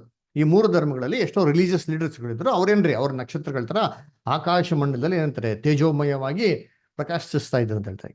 ಈ ಘಟಸರ್ಪ ಏನಪ್ಪಾ ಮಾಡ್ತಾವ ಅಂದ್ರೆ, ಈ 3 ಧರ್ಮಗಳಲ್ಲಿ ಯಾವುದೋ ಒಂದು ಧರ್ಮದಲ್ಲಿ ವ್ಯಕ್ತಿಗಳಿಗೆ ಭಯಂಕರವಾಗಿರೋಂಥ ಹಿಂಸೆ ಕೊಡ್ತಂತೆ. ಅದರ ಯಾವ ಧರ್ಮಕ್ಕೆ ಹಿಂಸೆ ಕೊಟ್ಟಿದ್ದೋ ರೋಮನ್ಸು ಅಂತ ನೋಡ್ಬೇಕಾದ್ರೆ ಕ್ರೈಸ್ತ ಧರ್ಮದಲ್ಲಿರೋಂಥ ದೇವ್ರ ಮಕ್ಕಳಿಗೆ. ಅದಕ್ಕೆ ಅಪೋಸ್ತಲರನ್ನೆಲ್ಲ ಸಮರ್ಸಿದ್ದು, ನಾಶ ಮಾಡಿದ್ದು, ಸಾಯಿಸಿದ್ದು ಯಾವ್ದಪ್ಪ ಅಂತಂದ್ರೆ ಏನ್ರಿ, ಎಲ್ಲ ಬಂದ್ಬಿಟ್ಟು ರೋಮನ್ ಎಂಪರರ್, ರೋಮ ಅಧಿಪತಿ, ಅಪೋಸ್ತಲ ಪೌಲ್, ಪೀಟರ್, ಜೇಮ್ಸ್, ಇವನ್ನೆಲ್ಲರನ್ನೂ ರಕ್ತ ಸಾಕ್ಷಿ ಸಾಯಿಸಿರೋದು ಯಾರಪ್ಪ ಅಂದ್ರೆ ಇವರೇ. ಅದರ ಯಾವಾಗ ಅಪೋಸ್ತಲರು ಎಲ್ಲ ರಕ್ತ ಸಾಕ್ಷಿ ಸತ್ತೋಗ್ಬಿಟ್ರೋ ಅದೆಲ್ಲ ನಕ್ಷತ್ರನೇ ಬಿಡ್ತಂತೆ, ಕೆಳಗೆ ಬಿದ್ದಂತೆ ಆಗ್ಬಿಡ್ತು. ಯಾವಾಗ ಬಿದ್ದೋಗ್ಬಿಡ್ತೋ ಏನ್ರಿ, ಕ್ರಿಸ್ತ ವಿರೋಧಿನ ಸಭೆಯಲ್ಲಿ ಅಪೋಸ್ ಮಾಡಕ್ ಯಾರು ಇರ್ಲಿಲ್ಲ, ದುರ್ಬೋಧನೆ ಮಾತಾಡ್ತಾ ಪ್ರಶ್ನೆ ಕೇಳಕ್ಕೆ ಯಾರು ಇರ್ಲ ರೀ. ಅವಾಗ ಏನಾಗ್ಬಿಡ್ತು ಅಂತಂದ್ರೆ ಆ ಕೂಸು ಪಕ್ಕನೆ ಹುಟ್ಬಿಡ್ತು. ಪಕ್ಕನೆ ಹುಟ್ಟಿದ ತಕ್ಷಣ ಎಲ್ಲಿಗಪ್ಪ ಹೋಗ್ಬಿಡ್ತು ಅಂತ ನೋಡ್ತೀನಿ ಅಂದ್ರೆ ಏನ್ರಿ, ದೇವರ ಸಿಂಹಾಸನಕ್ಕೆ ಒಯ್ಯಲ್ಪಡ್ತಂತೆ. ಅದರ ಎಲ್ಗೋಯ್ತು ಅಂತ ನೋಡ್ತೀರಿ, ಕ್ರಿಸ್ತ ವಿರೋಧಿ ಹುಟ್ಟಿದ ತಕ್ಷಣನೇ, ಕ್ರಿಸ್ತ ವಿರೋಧಿ ಆಂಟಿ ಕ್ರೈಸ್ಟ್ ಪವರ್ ಬಂದಿದ ತಕ್ಷಣನೇ ಎಲ್ಗಪ್ಪ ಕೂತ್ಕೊಂಡ್ಬಿಡ್ತಂದ್ರೆ ದೇವರ ಸಿಂಹಾಸನಕ್ಕೆ ಹೋಗ್ಬಿಡ್ತಂತೆ. ಯೋಚನೆ ಮಾಡಿದ್ದೀನಿ, ಹುಟ್ಟಿದ ತಕ್ಷಣ ಕೂಸ್ನ ಯಾರ ತೊಗೊಂಡೋಗಿ ಸಿಂಹಾಸನ ಕುಂಡಿಸ್ತಾರ? ಅಬ್ನಾರ್ಮಲ್ ಗ್ರೋತ್ ಅಲ್ವಾ ಇದು? ಎಸ್, ಕ್ರಿಸ್ತ ವಿರೋಧಿ ಪವರ್ ಬಂದಿದ ತಕ್ಷಣ ಮಾಡಿದ ಕೆಲಸ ಏನಪ್ಪ ಅಂದ್ರೆ ಅಧಿಕಾರನ ವಹಿಸ್ಕೊಂಡ್ರು. ಇಡೀ ಭೂಲೋಕನ ಹೆಂಗಪ್ಪ ಆಳ್ವಿಕೆ ಮಾಡಿದ್ರೆ ಕಬ್ಬಣದ ಕೋಲಿಂದ ಸ್ಟ್ರಿಕ್ಟ್ ಆಗಿ ಅವ್ರು ಹೇಳೋದನ್ನ ಕೇಳಲೇಬೇಕ್ರಿ ಅಲ್ವರ. ಅವ್ರ ಉಪದೇಶಗಳನ್ನ ಕೇಳಲಿಲ್ಲ ಅಂತಂದ್ರೆ ಅವ್ರು ಕೊಡ್ತಾ ಇದ್ದೆ ಹಿಂಸೆ. ಇದ್ರ ಬಗ್ಗೆ ನಾವು ಏನ್ರಿ ನಾನು 7ನೇ ಅಧ್ಯಾಯ 24ನೇ ವಾಕ್ಯ 25ನೇ ವಾಕ್ಯದಲ್ಲಿ ಕಳೆದ 2 ವಾರಗಳ ಡಿಟೇಲ್ ಆಗಿ ನೋಡ್ಬಿಡ್ತೀರಿ. ಅದನ್ನೇ ಈ ವಾಕ್ಯದಲ್ಲಿ ಏನ್ ಮಾಡೋದು ನಮ್ಗೆ ಹೇಳೋದು. ಅದರ ನೆಕ್ಸ್ಟ್ ಏನಾಯ್ತು ಅಂತ ನೋಡ್ತೀರಿ, ಪ್ರಕಟಣೆ 12:6 ಆ ಸ್ತ್ರೀಯು ಅರಣ್ಯಕ್ಕೆ ಏನ್ ಮಾಡ್ಲಂತೆ, ಓಡಿ ಹೋದ್ಲಂತೆ. ಅದರ ಆ ಸ್ತ್ರೀಗೆ ಪೋಷಣೆ ಕೊಡಬೇಕು ಅಂದ್ಬಿಟ್ಟು ಎಷ್ಟು ದಿವಸಗಳನ್ನ ಹಿಂಸಿದ್ರಂತೆ? 1260 ದಿವಸಗಳು. ಇದೇ 1260 ದಿವಸಗಳ ಬಗ್ಗೆ ಎಲ್ಲಿ ಮಾತಾಡಿದ್ದು? ದಾನಿಯೇಲಲ್ಲಿ ಮಾತಾಡಿದ್ದು. ಕರೆಕ್ಟಾ? 1260 ದಿವಸಗಳು ಅಂತಂದ್ರೆ ಪ್ರವಾದಿಗೆ ಏನ್ರಿ, 1 ವರ್ಷದ ಲೆಕ್ಕದ ಆಧಾರ ಮೇಲೆ ತಗೊಂಡ್ರೆ 1260 ವರ್ಷಗಳ ಬಗ್ಗೆ ಮಾತಾಡ್ತಿರೋದು. 539ನೇ ಕ್ರಿಸ್ತ ಶಕದಿಂದ 1799ನೇ ಕ್ರಿಸ್ತ ಶಕದವರೆಗೂ ಸ್ತ್ರೀಗೆ ಪ್ರಾಮುಖ್ಯತೆ ಇಲ್ಲ.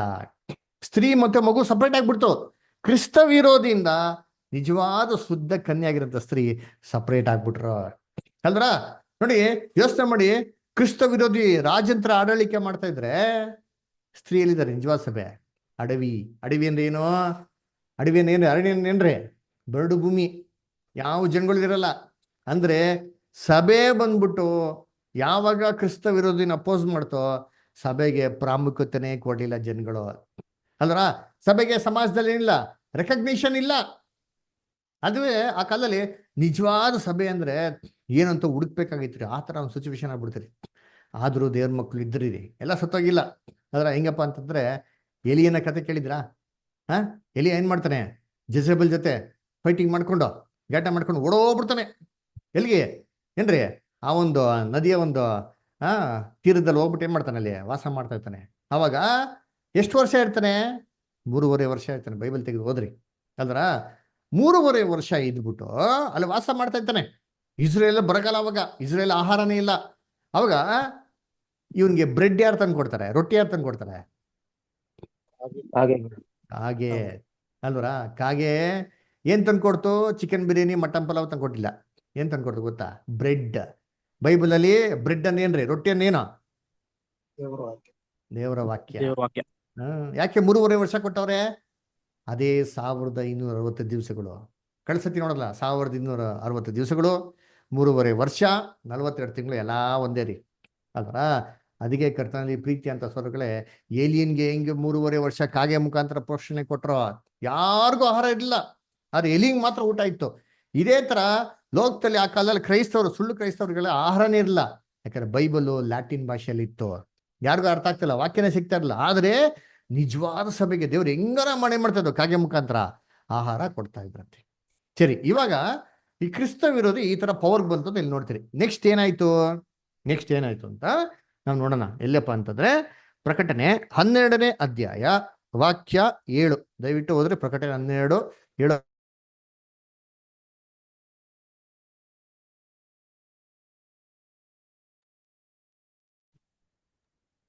ಪರಲೋಕದಲ್ಲಿ ಯುದ್ಧ ನಡೆಯಿತು. ಮಿಕಾಯೇಲನು ಅವನ ದೂತರು ಘಟಸರ್ಪನ ಮೇಲೆ ಯುದ್ಧ ಮಾಡುವುದಕ್ಕೆ ಹೊರಟರು. ಘಟಸರ್ಪನು ಅವನ ದೂತರು ಯುದ್ಧ ಮಾಡಿ ಸೋತು ಹೋದರು. ನೋಡೋಣ. Thank you. ಆಮೇಲೆ ಅವ್ರಿಗೆ ಸ್ಥಳವು ಮತ್ತು ಪರಲೋಕದೊಳಗೆ ಅವರಿಗೆ ಸ್ಥಾನವು ತಪ್ಪಿ ಹೋಯ್ತು. ಸಿಕ್ಲೇ ಇಲ್ಲ. ನೋಡ್ರ, ಅದಕ್ಕೆ ಏನ್ ತಿಳ್ಕೊಂಡ್ಬಿಡ್ತಾರೆ, ಬ್ರದರ್ ಇದು ಶೇತಾನು ಬ್ರದರ್. ಯಾರು ಏನು ಪರಲೋಕದ ದೂತರುಗಳಿಗೆ ಶೇತಾನ್ಗೆ ಏನಾಗ್ಬಿಡ್ತು, ಯುದ್ಧ ಆಗ್ಬಿಡ್ತು, ಶೇತಾನ್ ದಬಕ್ಕನ್ ಬಿದ್ದೋಗ್ಬಿಟ್ಟ, ದೇವರು ಪರಲೋಕದಿಂದ ತಳ್ಬಿಟ್ರು, ಗ್ರಾವಿಟೇಷನ್ ಫೋರ್ಸ್ ಇಲ್ದಿರೋದ್ರಿಂದ ಏನ್ರಿ ಟಕ್ ಅಂತ ಭೂಮಿಗೆ ಬಿದ್ದೋಗ್ಬಿಟ್ಟಂತ. ಏನ್ರಿ ಎಲ್ಲ ಸ್ವಲ್ಪ ಅರ್ಥ ಇದೆಯಾ? ಇಲ್ಲಿ ಏನ್ ಅರ್ಥ ಇಲ್ಲ, ಯಾರ ಬಗ್ಗೆ ಹೇಳ್ತಾರದು? ಹಂಗಿರ್ಬೇಕಾರೆ ಶೇತಾನ್ ಹಂಗೆ ಯೋಬನ ಪುಸ್ತಕದವ್ರಿಗೆ ದೇವ್ರ ಸನ್ನಿಧಾನದಲ್ಲಿ ನಿಂತ್ಕೊಂಡು ಲೆಕ್ಕ ಕೊಡ್ತಾನೆ ಅಲ್ವರ? ಕರ್ತನಲ್ಲಿ ಪ್ರೀತಿ ಅಂತ ಸೋದರಗಳು ಯೋಚನೆ ಮಾಡಿದ್ದೀನಿ. ಎಜಿಕಲ್ 28ನೇ ಅಧ್ಯಾಯದಲ್ಲಿ ಏನು ಕೇಳಬೇಕು ದೇವರು? ಇದೇನು ಉದ್ಯಾನವನ ಅಂತ ಇದೇನು ಇದ್ದೆ, ರೆಕ್ಕೆ ತೆರಳು ಕೊಡಂತ ಕೆರುಬಾಗಿದ್ದೆ ಅಂತ ಕೇಳಬೇಕು ಅದರ? ಹಾಗಾದ್ರೆ ಭೂಲೋಕಕ್ಕೆ ಕಳ್ಸಿಕೊಟ್ಟಿದ್ದು ಸೈತಾನ್ನ ದೇವ್ರೆ ಅದರ. ಭೂಲೋಕಕ್ಕೆ ಬಂದ ಮೇಲೆ ಏನಾಗಿದ್ದನು? ಅವ್ನು ದುಷ್ಟನಾಗಿದ್ದು ಅದರ. ಸರಿ, ಇಲ್ಲಿ ಹೇಳ್ಬೇಕಾರೆ ಇಲ್ಲಿ ಸೇತಾನ್ ಬಗ್ಗೆ ಹೇಳ್ತಲ್ಲ ರೀ, ಸೇತಾನು ಸ್ಥಾಪನೆ ಮಾಡಿದಂತ ಕ್ರಿಸ್ತ ವಿರೋಧಿ ಸಂಸ್ಥೆ ಬಗ್ಗೆ ಹೇಳ್ತಾರದು ಅಲ್ವರ. ಅವಾಗ ಕ್ರಿಸ್ತ ವಿರೋಧಿ ಏನಂತ ಹೇಳ್ಕೊಂತು? ನಾನೇ ಕ್ರಿಸ್ತನು ಅಂತ ಹೇಳ್ಕೊಂತು ಅದರ. ಕ್ರಿಸ್ತಂತರ ಕ್ರಿಸ್ತನ ಸಿಂಹಾಸನದಲ್ಲಿ ಏನ್ ಮಾಡ್ತಾವ? ಕೂತ್ಕೊಂತು ಅದರ. ಬೈಬಲಲ್ಲಿ ತ್ರೈಕತ್ವ ಅಂತ ಪಾಠ ನೋಡಿದಿರಿ, ಹೌದಾ ಇಲ್ವಾ? ಎಲ್ಲ ಗಮನಿಸ್ಕೊಂತ ಇದ್ರ, ಕೇಳಿಸ್ಕೊಂತ ಇದ್ದೀರಾ? ತ್ರೈಕತ್ವ ಅಂತ ಪಾಠ. ಸರಿ, ತ್ರೈಕತ್ವ ಅಂತ ನೋಡ್ಬೇಕಾದ್ರೆ ನಾವೇನ್ ನೋಡಿದಿರಿ? ಅಲ್ಲಿ ಯೇಸು ಕ್ರಿಸ್ತು ಭೂಲೋಕಕ್ಕೆ ಬರೋಕ್ಕಿಂತ ಮುಂಚೆ ಪರಲೋಕದಲ್ಲಿ ಪ್ರಧಾನ ದೂತನಾಗಿದ್ರು ಅಂತ ನೋಡ್ತೀರಿ, ಕರೆಕ್ಟಾ? ಸರಿ, ಆ ಪ್ರಧಾನ ದೂತ ಆಗಿರ್ಬೇಕಾದ್ರೆ ಅವ್ರಿಗೆ ಇದ್ದಿದ್ದ ಹೆಸರೇನು? ಲೋಗಸ್ ಅಥವಾ ಮಿಕಾಯಲ್. ವೆರಿ ಗುಡ್, ಮಿಕಾಯಲ್ ಅದರ. ಅದೇ ಯೂದನ ಬರೆದಂತ ಪತ್ರಿಕೆಯಲ್ಲಿ ಹೇಳೋದು, ಅದರ 1ನೇ ಥೆಸಲೋನಿಕ 4:16 ಹೇಳೋದು, ದಾನಿಯೇಲ 12:1 ಹೇಳೋದು ಅದರ. ಹಂಗಿರ್ಬೇಕಾದ್ರೆ ಕರ್ತನಲ್ಲಿ ಪ್ರೀತಿಸಲೇ ಮಿಕಾಯಲ್ ಅಂದ್ರೆ ಏನು? ಮಿಕ್ ಮತ್ತೆ ಎಲ್ ಅಂದ್ರೆ ದೇವರು, ಮಿಕ್ ಅಂದ್ರೆ ಸ್ವರೂಪ, ದೇವರ ಸ್ವರೂಪ, ದೇವರ ಸ್ವರೂಪದಲ್ಲಿ ಇರೋದೇ ಕ್ರಿಸ್ತನು. ಮತ್ತೆ ಇಲ್ಲೊಂದು ಮಿಕಾಯಲ್ ಐತಲ್ಲ, ಪರಲೋಕದಲ್ಲಿ ಯುದ್ಧ ನಡೀತಂತೆ. ಮಿಕಾಯಲ್ಗೂ ಘಟಸರ್ಪಕ್ಕೆ ಯುದ್ಧ ನಡೀತಂತೆ. ಇಲ್ಲಿ ಜೀಸಸ್ ಕ್ರೈಸ್ಟ್ಗೂ ಏನ್ರಿ ಶೇತಾನ್ಗಲ್ಲ ರೀ ಯುದ್ಧ ಅದರ. ಇದು ಡೂಪ್ಲಿಕೇಟ್ ಜೀಸಸ್ ಕ್ರೈಸ್ಟ್ ಅದರ. ಬೈಬಲ್ನಲ್ಲಿ ಡೂಪ್ಲಿಕೇಟ್ ಜೀಸಸ್ ಕ್ರೈಸ್ಟ್ ಇದಾರ ಇಲ್ವಾ? ಫಲ ಕ್ರೈಸ್ತರು ಇದ್ದಾರೆ ಅದರ. ಜೀಸಸ್ ಕ್ರೈಸ್ಟ್ ಡೂಪ್ಲಿಕೇಟ್ ಇದ್ದಾರೆ. ನೋಡ್ತೀನಿ ತಳ್ಳಿ 2ನೇ ಕೊರಿಂಥ ತೆಗಿರಿ. 2ನೇ ಕೊರಿಂಥ 11ನೇ ಅಧ್ಯಾಯ 2ನೇ ಕೊರಿಂಥ 11:4 ಹೋದ್ರಿ. 2ನೇ ಕೊರಿಂಥ 11:4 ಓದ್ತೀರಾ? Joseph brother, Joel brother, Prajwal brother.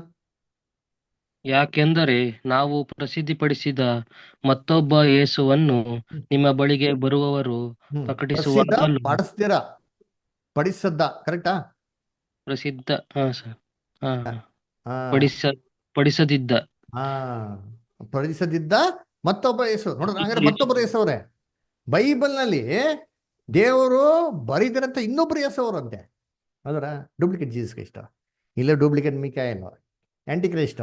ಏನ್ ಹೇಳ್ಕೊಂಡ್ರು? ನಾವೇ ದೇವ್ರ ಸ್ವರೂಪದಲ್ಲಿ ಇರೋದು, ನಾವೇ ದೇವ್ರ ರೆಪ್ರೆಸೆಂಟೇಟಿವ್ ಹೇಳ್ಕೊಂಡ್ರು ಅಲ್ವರ. ಅದಕ್ಕೆ ಇದು ಆಂಟಿ ಕ್ರೈಸ್ಟ್ ಬಗ್ಗೆ ಹೇಳ್ತಾರದು. ಆಂಟಿ ಕ್ರೈಸ್ಟ್ ಸಿಸ್ಟಮ್ಗೂ ರೋಮ್ಗೂ ಯುದ್ಧ ನಡೀತು. ಯಾಕಂದ್ರೆ ರೋಮಲ್ಲಿ ಆಲ್ರೆಡಿ ಏನಾಗಿದೆ, ಒಂದು ಧರ್ಮ ಅಂತಿದೆ ಅದರ.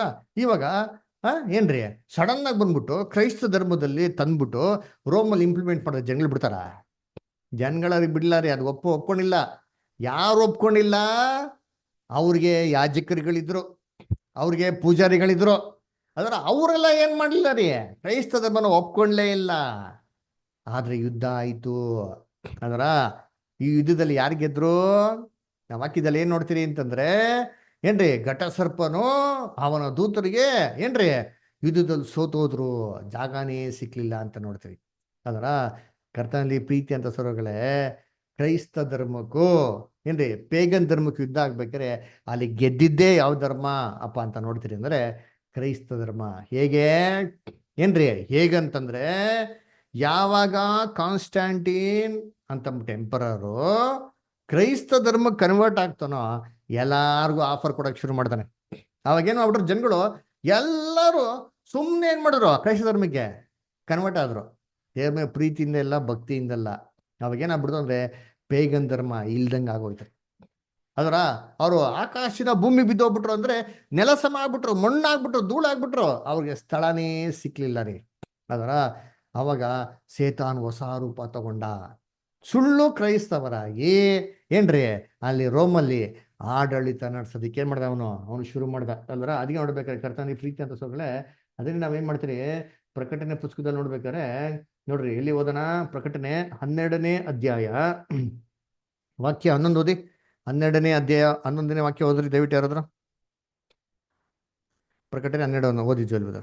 ಅವರು ಪ್ರಾಣದ ಮೇಲಿನ ಪ್ರೀತಿಯನ್ನು ತೊರೆದು ಮರಣಕ್ಕೆ ಹಿಂತೆಗೆಯದೆ ಯಜ್ಞದ ಕುರಿಯಾದಾತನ ರಕ್ತದ ಬಲದಿಂದಲೂ ತಮ್ಮ ವಾಕ್ಯದ ಬಲದಿಂದಲೂ ಅವನನ್ನು ಜಯಿಸಿದರು. ನೋಡ್ರ ಹೆಂಗಪ್ಪ ಜಯಿಸಿದ್ರು ಅಂತಂದ್ರೆ ಯಜ್ಞದ ಕುರಿಯಾದಾತನ ರಕ್ತದ ವಾಕ್ಯದ ಬಲ.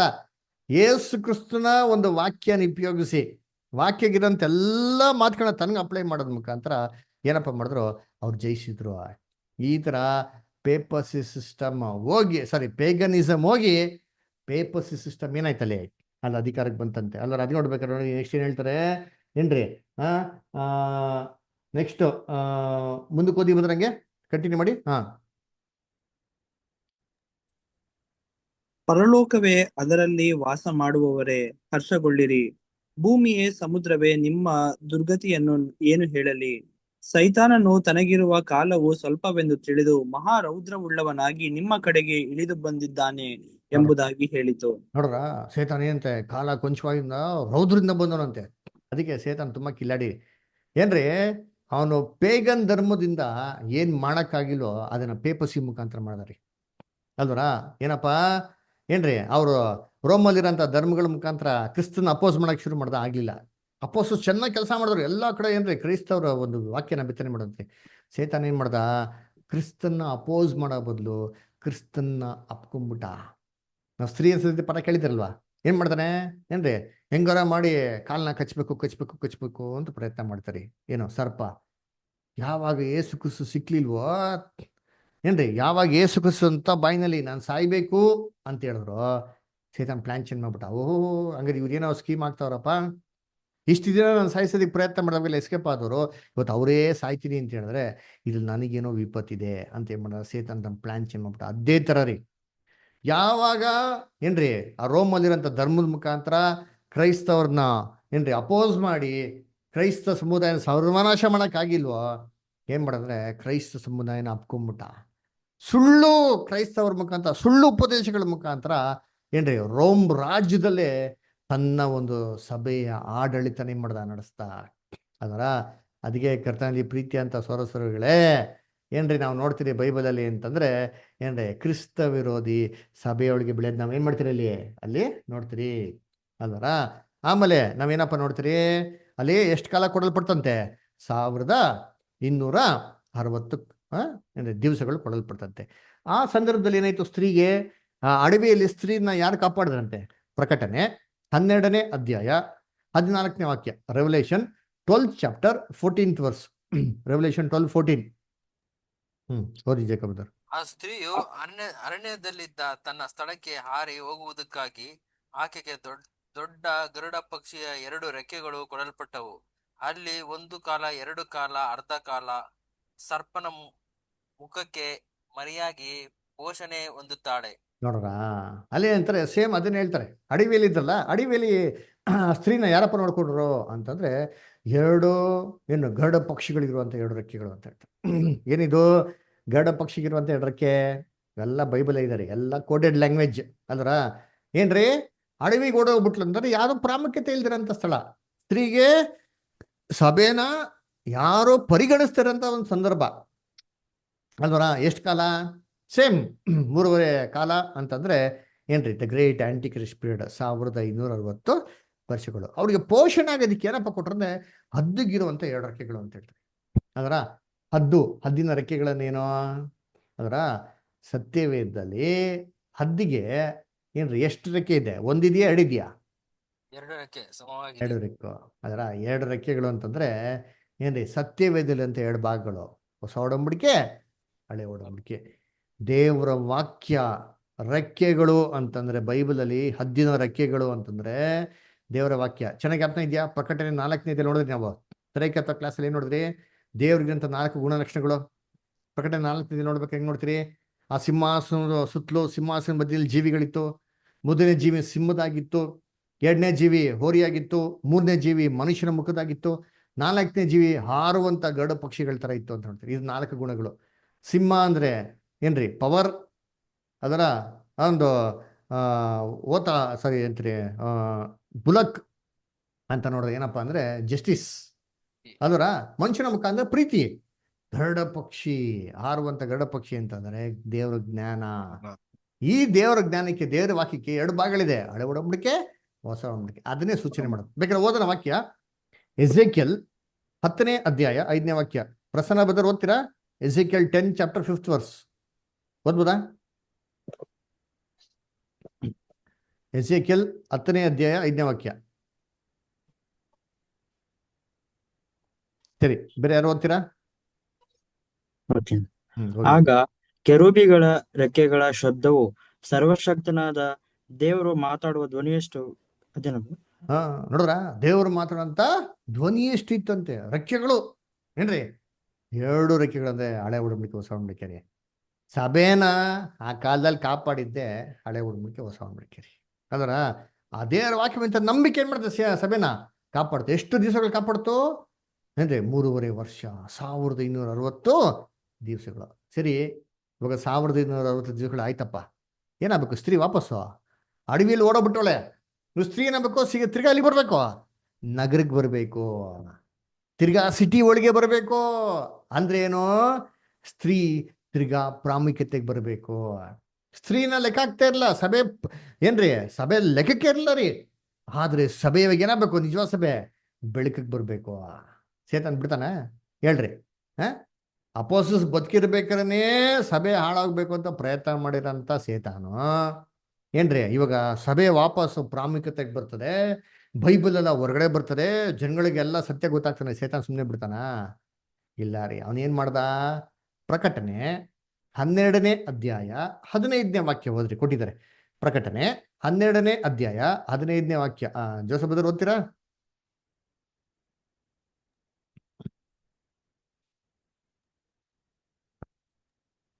ಓಕೆ, ಓದಿ ಜೋಸಫ್ ಬದರ್. ಆ ಸರ್ಪನು ಸ್ತ್ರೀಯನ್ನು ಬಡಿಸಿಕೊಂಡು ಹೋಗಬೇಕೆಂದು ಆಕೆಯ ಹಿಂದೆ ತನ್ನ ಬಾಯೊಳಗಿಂದ ನೀರನ್ನು ನದಿಯಂತೆ ಬಿಟ್ಟನು. ನೋಡ್ರಿ, ಆ ಸ್ತ್ರೀ ಬರ್ತಾನೆ ಏನ್ ಮಾಡ್ದಾನೆ? ಆ ಸ್ತ್ರೀ ಬರ್ದ ರೀತಿಲಿ ಆ ಸ್ತ್ರೀ ಹಂಗೆ ಕೊಚ್ಕೊಂಡು ಹೋಗ್ಬಿಡ್ಲಿ ಅಂತ ಅಂದ್ಬಿಟ್ಟು ಏನ್ ಮಾಡ್ದ ಅಂತಂದ್ರೆ ತನ್ನ ಬಾಯಿ ಒಳಗಿಂದ ಏನ್ ಬಿಟ್ಟಂತೆ? ನದಿನ್ ಬಿಟ್ಟಂತೆ, ನೀರ್ನ ಬಿಟ್ಟಂತೆ, ಸಮುದ್ರ ತರ ನೀರ್ ಬಿಟ್ಟಂತೆ. ಆ ಸ್ತ್ರೀ ಏನಾಗ್ಬಿಡ್ಲಿ? ಕೊಚ್ಕೊಂಡು ಹೋಗ್ಬಿಡ್ಲಿ ಅಂತ ಅಂದ್ಬಿಟ್ಟು. ಅಲ್ಲರ ಕರ್ತನಲ್ಲಿ ಪ್ರೀತಿ ಅಂತ ಸೊರಗಳೇ ಏನ್ರಿ? ಏನಿದೆ ಅರ್ಥ? ಇದು ತುಂಬಾ ಬ್ಯೂಟಿಫುಲ್ ಆಗಿದೆ. ಎಲ್ಲ ಬೈಬಲ್ ಕೋಡಾಡ್ ಹಾಕ್ಬಿಟ್ರೆ ಸಖತ್ತಾಗಿ ಬಿಡಿಸ್ಬೋದು. ಇವಾಗ ನೀವ್ ಹೇಳ್ರಿ, ಬೈಬಲ್ ಅಲ್ಲಿ ನೀರು ಅಂತ ಏನರ್ಥ? ವಾಕ್ಯ ಬರಬೇಕು. ಸತ್ಯ. ವೆರಿ ಗುಡ್ ಅಲ್ವರ? ಏನ್ರಿ? ಸೇತಾನ್ ಏನಪ್ಪ ಮಾಡ್ದ ಅಂದ್ರೆ ಸತ್ಯನ ಬಿಟ್ಟಾರಿ. ಯಾವ ಸತ್ಯ? ಬೈಬಲ್ ಸತ್ಯ ಅಲ್ಲ ರೀ. ಸಮಾಜದಲ್ಲಿ ನಡೆಯುವಂತ ಅನ್ಯಾಯದ ವಿರುದ್ಧವಾಗಿ ಸತ್ಯಾರ್ಥಗಳನ್ನ ಜನಗಳಿಗೆ ಏನ್ ಮಾಡ್ದ? ಬಿಟ್ಟ. ಅವೇರ್ನೆಸ್, ಅವೇಕನಿಂಗ್ ಅಂತ ಏನ್ ಮಾಡ್ತೀವಿ ನಾವು ಹೇಳ್ತೀರಿ. ಈ ಅವೇಕನಿಂಗ್ ಬಿಟ್ಟ ಅವಾಗ ಏನಾಯ್ತು ಗೊತ್ತಾ? 1260 ವರ್ಷದ ಅಂತ್ಯದಲ್ಲಿ 1790 ಏನಾಯ್ತು ಗೊತ್ತಾ? ಅವಾಗ ದ ಗ್ರೇಟ್ ಫ್ರೆಂಚ್ ರೆವಲ್ಯೂಷನ್ ನಡೀತು. ಕೇಳಿದ್ದೀರಾ ಫ್ರೆಂಚ್ ರೆವಲ್ಯೂಷನ್ ಬಗ್ಗೆ? ಯಾರೋ ಓದಿದ್ದೀರಾ? ನಮಗೆಲ್ಲ ಗೊತ್ತಿಲ್ಲ ಬಿಡ್ರಿ, ಯಾಕೆ ನಾವೆಲ್ಲ ಸ್ಕೂಲಲ್ಲಿ ಓದಿರಲ್ಲ ಜಾಸ್ತಿ. ಇವಾಗ ನೇಪಾಳಲ್ಲಿ ಆಯ್ತು, ನೋಡಿದ್ದೀರಾ ಟಿವಿಯಲ್ಲಿ? ನೇಪಾಳಲ್ಲಿ ಆಗಿದ್ದು ನೋಡಿದ್ರ? ಗಲಾಟೆ ಆಗಿದ್ದು. ಶ್ರೀಲಂಕಲ್ ಆಗಿದ್ದು ನೋಡಿದ್ದೀರಾ? ಏನ್ ಮಾಡಿದ್ರು? ಕರ್ಕೊಂಬಂದ್ರು ರಾಜರುಗಳನ್ನ, ಮಂತ್ರಿಗಳನ್ನ ರೋಡ್ಗೆ ಎಳ್ಕೊಂಬಂದು ಕರೆದ್ಬಿಟ್ಟು ಅವ್ರ ಮನೆಯಲ್ಲೋ ಧ್ವಂಸ ಮಾಡಿ, ಅರಮನೆಗಳೆಲ್ಲ ಒಡೆದಾಕಿ ಏನ್ ಗೊತ್ತಾ ಮಾಡಿದ್ರು? ರೋಡಲ್ಲೇ ಕಡ್ದಾಕಿದ್ರು. ಇದು ಫ್ರೆಂಚ್ ರೆವಲ್ಯೂಷನ್. ಏನಕ್ಕೆ ಇದು ಮಾಡಿದ್ದು? ಜನಗಳಿಗೆ ಸತ್ಯ ಗೊತ್ತಾಯ್ತ್ರಿ. ಏನ್ ಸತ್ಯ? ನಾವು ಇಷ್ಟು ಟ್ಯಾಕ್ಸ್ ಕಟ್ತಾ ಇದ್ರಿ, ಇಷ್ಟು ಅನ್ಯಾಯ ಆಗ್ತದೆ ನಮ್ಗೆ ಹೊಟ್ಟೆ ತುಂಬ ಊಟ ಇಲ್ಲ, ಇಂಥ ಮೋಸ್ತನ ಬದುಕ್ತಾ ಇದ್ರಿ, ಇವ್ರು ನೋಡಿದ್ರೆ ಏಷಾರಾಮಾಗಿ ಬದುಕಿದ್ರಲ್ಲ ಅಂತ ಅಂದ್ಬಿಟ್ಟು ಜನಗಳೆಲ್ಲ ತಿರುಗಿ ಬಿದ್ರು. ಗೌರ್ಮೆಂಟ್ ವಿರುದ್ಧವಾಗಿ ತಿರುಗಿ ಬಿದ್ರು, ರಾಜ್ಯಗಳ ಬಗ್ಗೆ ತಿರುಗಿ ಬಿದ್ರು, ಸಂಪೂರ್ಣ ಧ್ವಂಸ ಮಾಡಕ್ ಹೋದ್ರು. ಅದೇ ಸತ್ಯ. ಆ ಸತ್ಯ ಹೆಂಗ್ ಬಂತು ಅಂದ್ರೆ ಜಳಪಳೆ ತರ ಬಂತು ರೀ. ಏನ್ರಿ? ದೊಡ್ಡ ಏನ್ರಿ ಜಳಪಳೆಯ ದೊಡ್ಡ ಸಮುದ್ರ ತರ ದೊಡ್ಡ ಅಲೆಗಳು.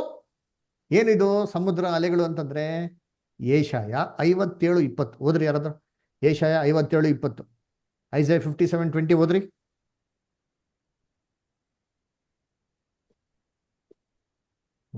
ದುಷ್ಟರಾದರೋ ಹ್ಮ್ ಅಲ್ಲೋಲ ಕಲ್ಲೋಲವಾದ ಸಮುದ್ರದಂತಿದ್ದಾರೆ. ಹ್ಮ್ ಅದು ಸುಮ್ಮನಿರದು, ಹ್ಮ್ ಅದರ ತೆರೆಗಳು ಕೆಸರನ್ನು ಹ, ಬುರುದೆಯನ್ನು ಹ. ಕಾರುತ್ತಲಿರುತ್ತವೆ. ಕಾರುತ್ತದೆ ಇರ್ತದೆ. ಇದೇ ಕೆಸರು ಜನಗಳು ಹೆಂಗ್ರೆ ದುಷ್ಟರು. ನೇಪಾಳಲ್ಲಿ ಹೆಂಗಿರೋ ಜನಗಳು ದುಷ್ಟರು. ಹಾ, ಸುಮ್ಮನೆ ಇರಲ್ಲ ರೀ, ಕೆದಿಕ್ತಾನೆ ಇರೋದು. ಏನು ಹೊರಗಡೆ ತರದ್ ಏನ್ ತರ, ಬರೀ ಕೆಸರು ಎಲ್ಲ ಗಲೀಜು. ಇದೇ ಆಗೋಯ್ತ್ರಿ ಈ ಸಮುದ್ರದಲ್ಲಿ. ಏನ್ ಮಾಡ್ಬಿಡೋಣ, ನಿಜವಾದ ಸಭೆನ್ ಕೂಡ ಸಾಯಿಸಾಕ್ಬಿಡ ಅಂತ ಸೇತಾನ್ ಪ್ಲಾನ್. ಅದಕ್ಕೆ ಬಾಯಿಂದ ಬಿಟ್ಟು ಅಂತಂದ್ರೆ ಕೆಟ್ಟು ಜನಗಳ ಮುಖಾಂತರ ಜನಗಳಿಗೆ ಸತ್ಯಾರ್ಥಗಳು, ಬೈಬಲ್ ಸತ್ಯಗಳೆಲ್ಲ ರೀ ಏನ್ರಿ, ಅವರು ಒಂದು ಹಕ್ಕಿಗಳ ಬಗ್ಗೆ, ಅವ್ರ ಹಕ್ಕುಗಳ ಬಗ್ಗೆ, ಅವ್ರ ರೈಟ್ಸ್ಗಳ ಬಗ್ಗೆ, ಅವ್ರ ಸ್ವಾತಂತ್ರ್ಯಗಳ ಬಗ್ಗೆ, ಅವರ ಅಧಿಕಾರಗಳ ಬಗ್ಗೆ ಜನಗಳಿಗೆ ಏನಾಯ್ತು, ತಿಳುವಳಿಕೆ ಬಂತು ರೀ. ಆವಾಗ ಜನಗಳು ದಂಗೆದ್ರು. ಈ ದಂಗಲ್ಲಿ ಸಭೆನ ನಾಶ ಮಾಡೋದು ಸೇತಾನ್ ಪ್ಲಾನ್ ಅಂತೆ. ಆದ್ರೆ ಏನಾಯ್ತು, ಬೈಬಲ್ ವಾಕ್ಯ ಇವಾಗ ಓದೋಣ. ಪ್ರಕಟಣೆ 12:16. ನೆಕ್ಸ್ಟ್ ಏನಾಯ್ತಂತೆ, ಪ್ರಕಟಣೆ 12:16. ಆದರೆ ಭೂಮಿಯು ಆ ಸ್ತ್ರೀಯ ಸಹಾಯಕ್ಕೆ ಬಂದು ಬಾಯಿ ತೆರೆದು ಘಟಸರ್ಪನು ತನ್ನ ಬಾಯೊಳಗಿಂದ ಬಿಟ್ಟ ನದಿಯನ್ನು ಕುಡಿದು ಬಿಟ್ಟಿತು. ನೋಡ್ರ, ಆದ್ರೆ ಯಾರಪ್ಪ ಹೆಲ್ಪ್ ಮಾಡ್ಬಿಡ್ತು ಅಂದ್ರೆ ಭೂಮಿ ಹೆಲ್ಪ್ ಮಾಡ್ಬಿಡ್ತಂತಾರೆ. ನೋಡಿರ್ತೀನಿ, ಭೂಮಿ ಅಂದ್ರೆ ಏನ್ರಿ, ಸಮಾಜ, ಸೊಸೈಟಿ ಸಭೆಗೆ ಹಿಂಸೆ ಕೊಡ್ಲಿಲ್ಲ, ಅರಿಸ್ಟೋಕ್ರಾಟಿಕ್ ರೂಲರ್ಸ್ಗಳಿಗೆ ಹಿಂಸೆ ಕೊಡ್ತು. ನೋಡ್ತೀನಿ, ನೀರನ್ನ ನುಂಗ್ಬಿಡ್ತು, ಗ್ರಹಿಸ್ಕೊಂಡ್ಬಿಡ್ತು, ಸ್ತ್ರೀಗೆ ಅವಕಾಶ ಮಾಡಿಕೊಡ್ತು. ಎಲ್ಲ ದೊಡ್ಡ ದೊಡ್ಡ ಅಧಿಕಾರಿಗಳನ್ನ, ಕಿಂಗ್ಸ್, ರೂಲರ್ಸ್, ಮೊನಾರ್ಕ್, ಅರಿಸ್ಟೋಕ್ರಾಟ್ಸ್, ಇವನ್ನೆಲ್ಲನೂ ಸಾಯಿಸಾಕ್ತು. ಆವಾಗಿನ ಡೆಮೋಕ್ರಸಿ ಅಂತ ಬಂತು. ಹಿಸ್ಟ್ರಿಯಲ್ಲಿ ತೆಗೆದು ನೋಡ್ರಿ ಅಂತೀರಿ ಅಲ್ವರ.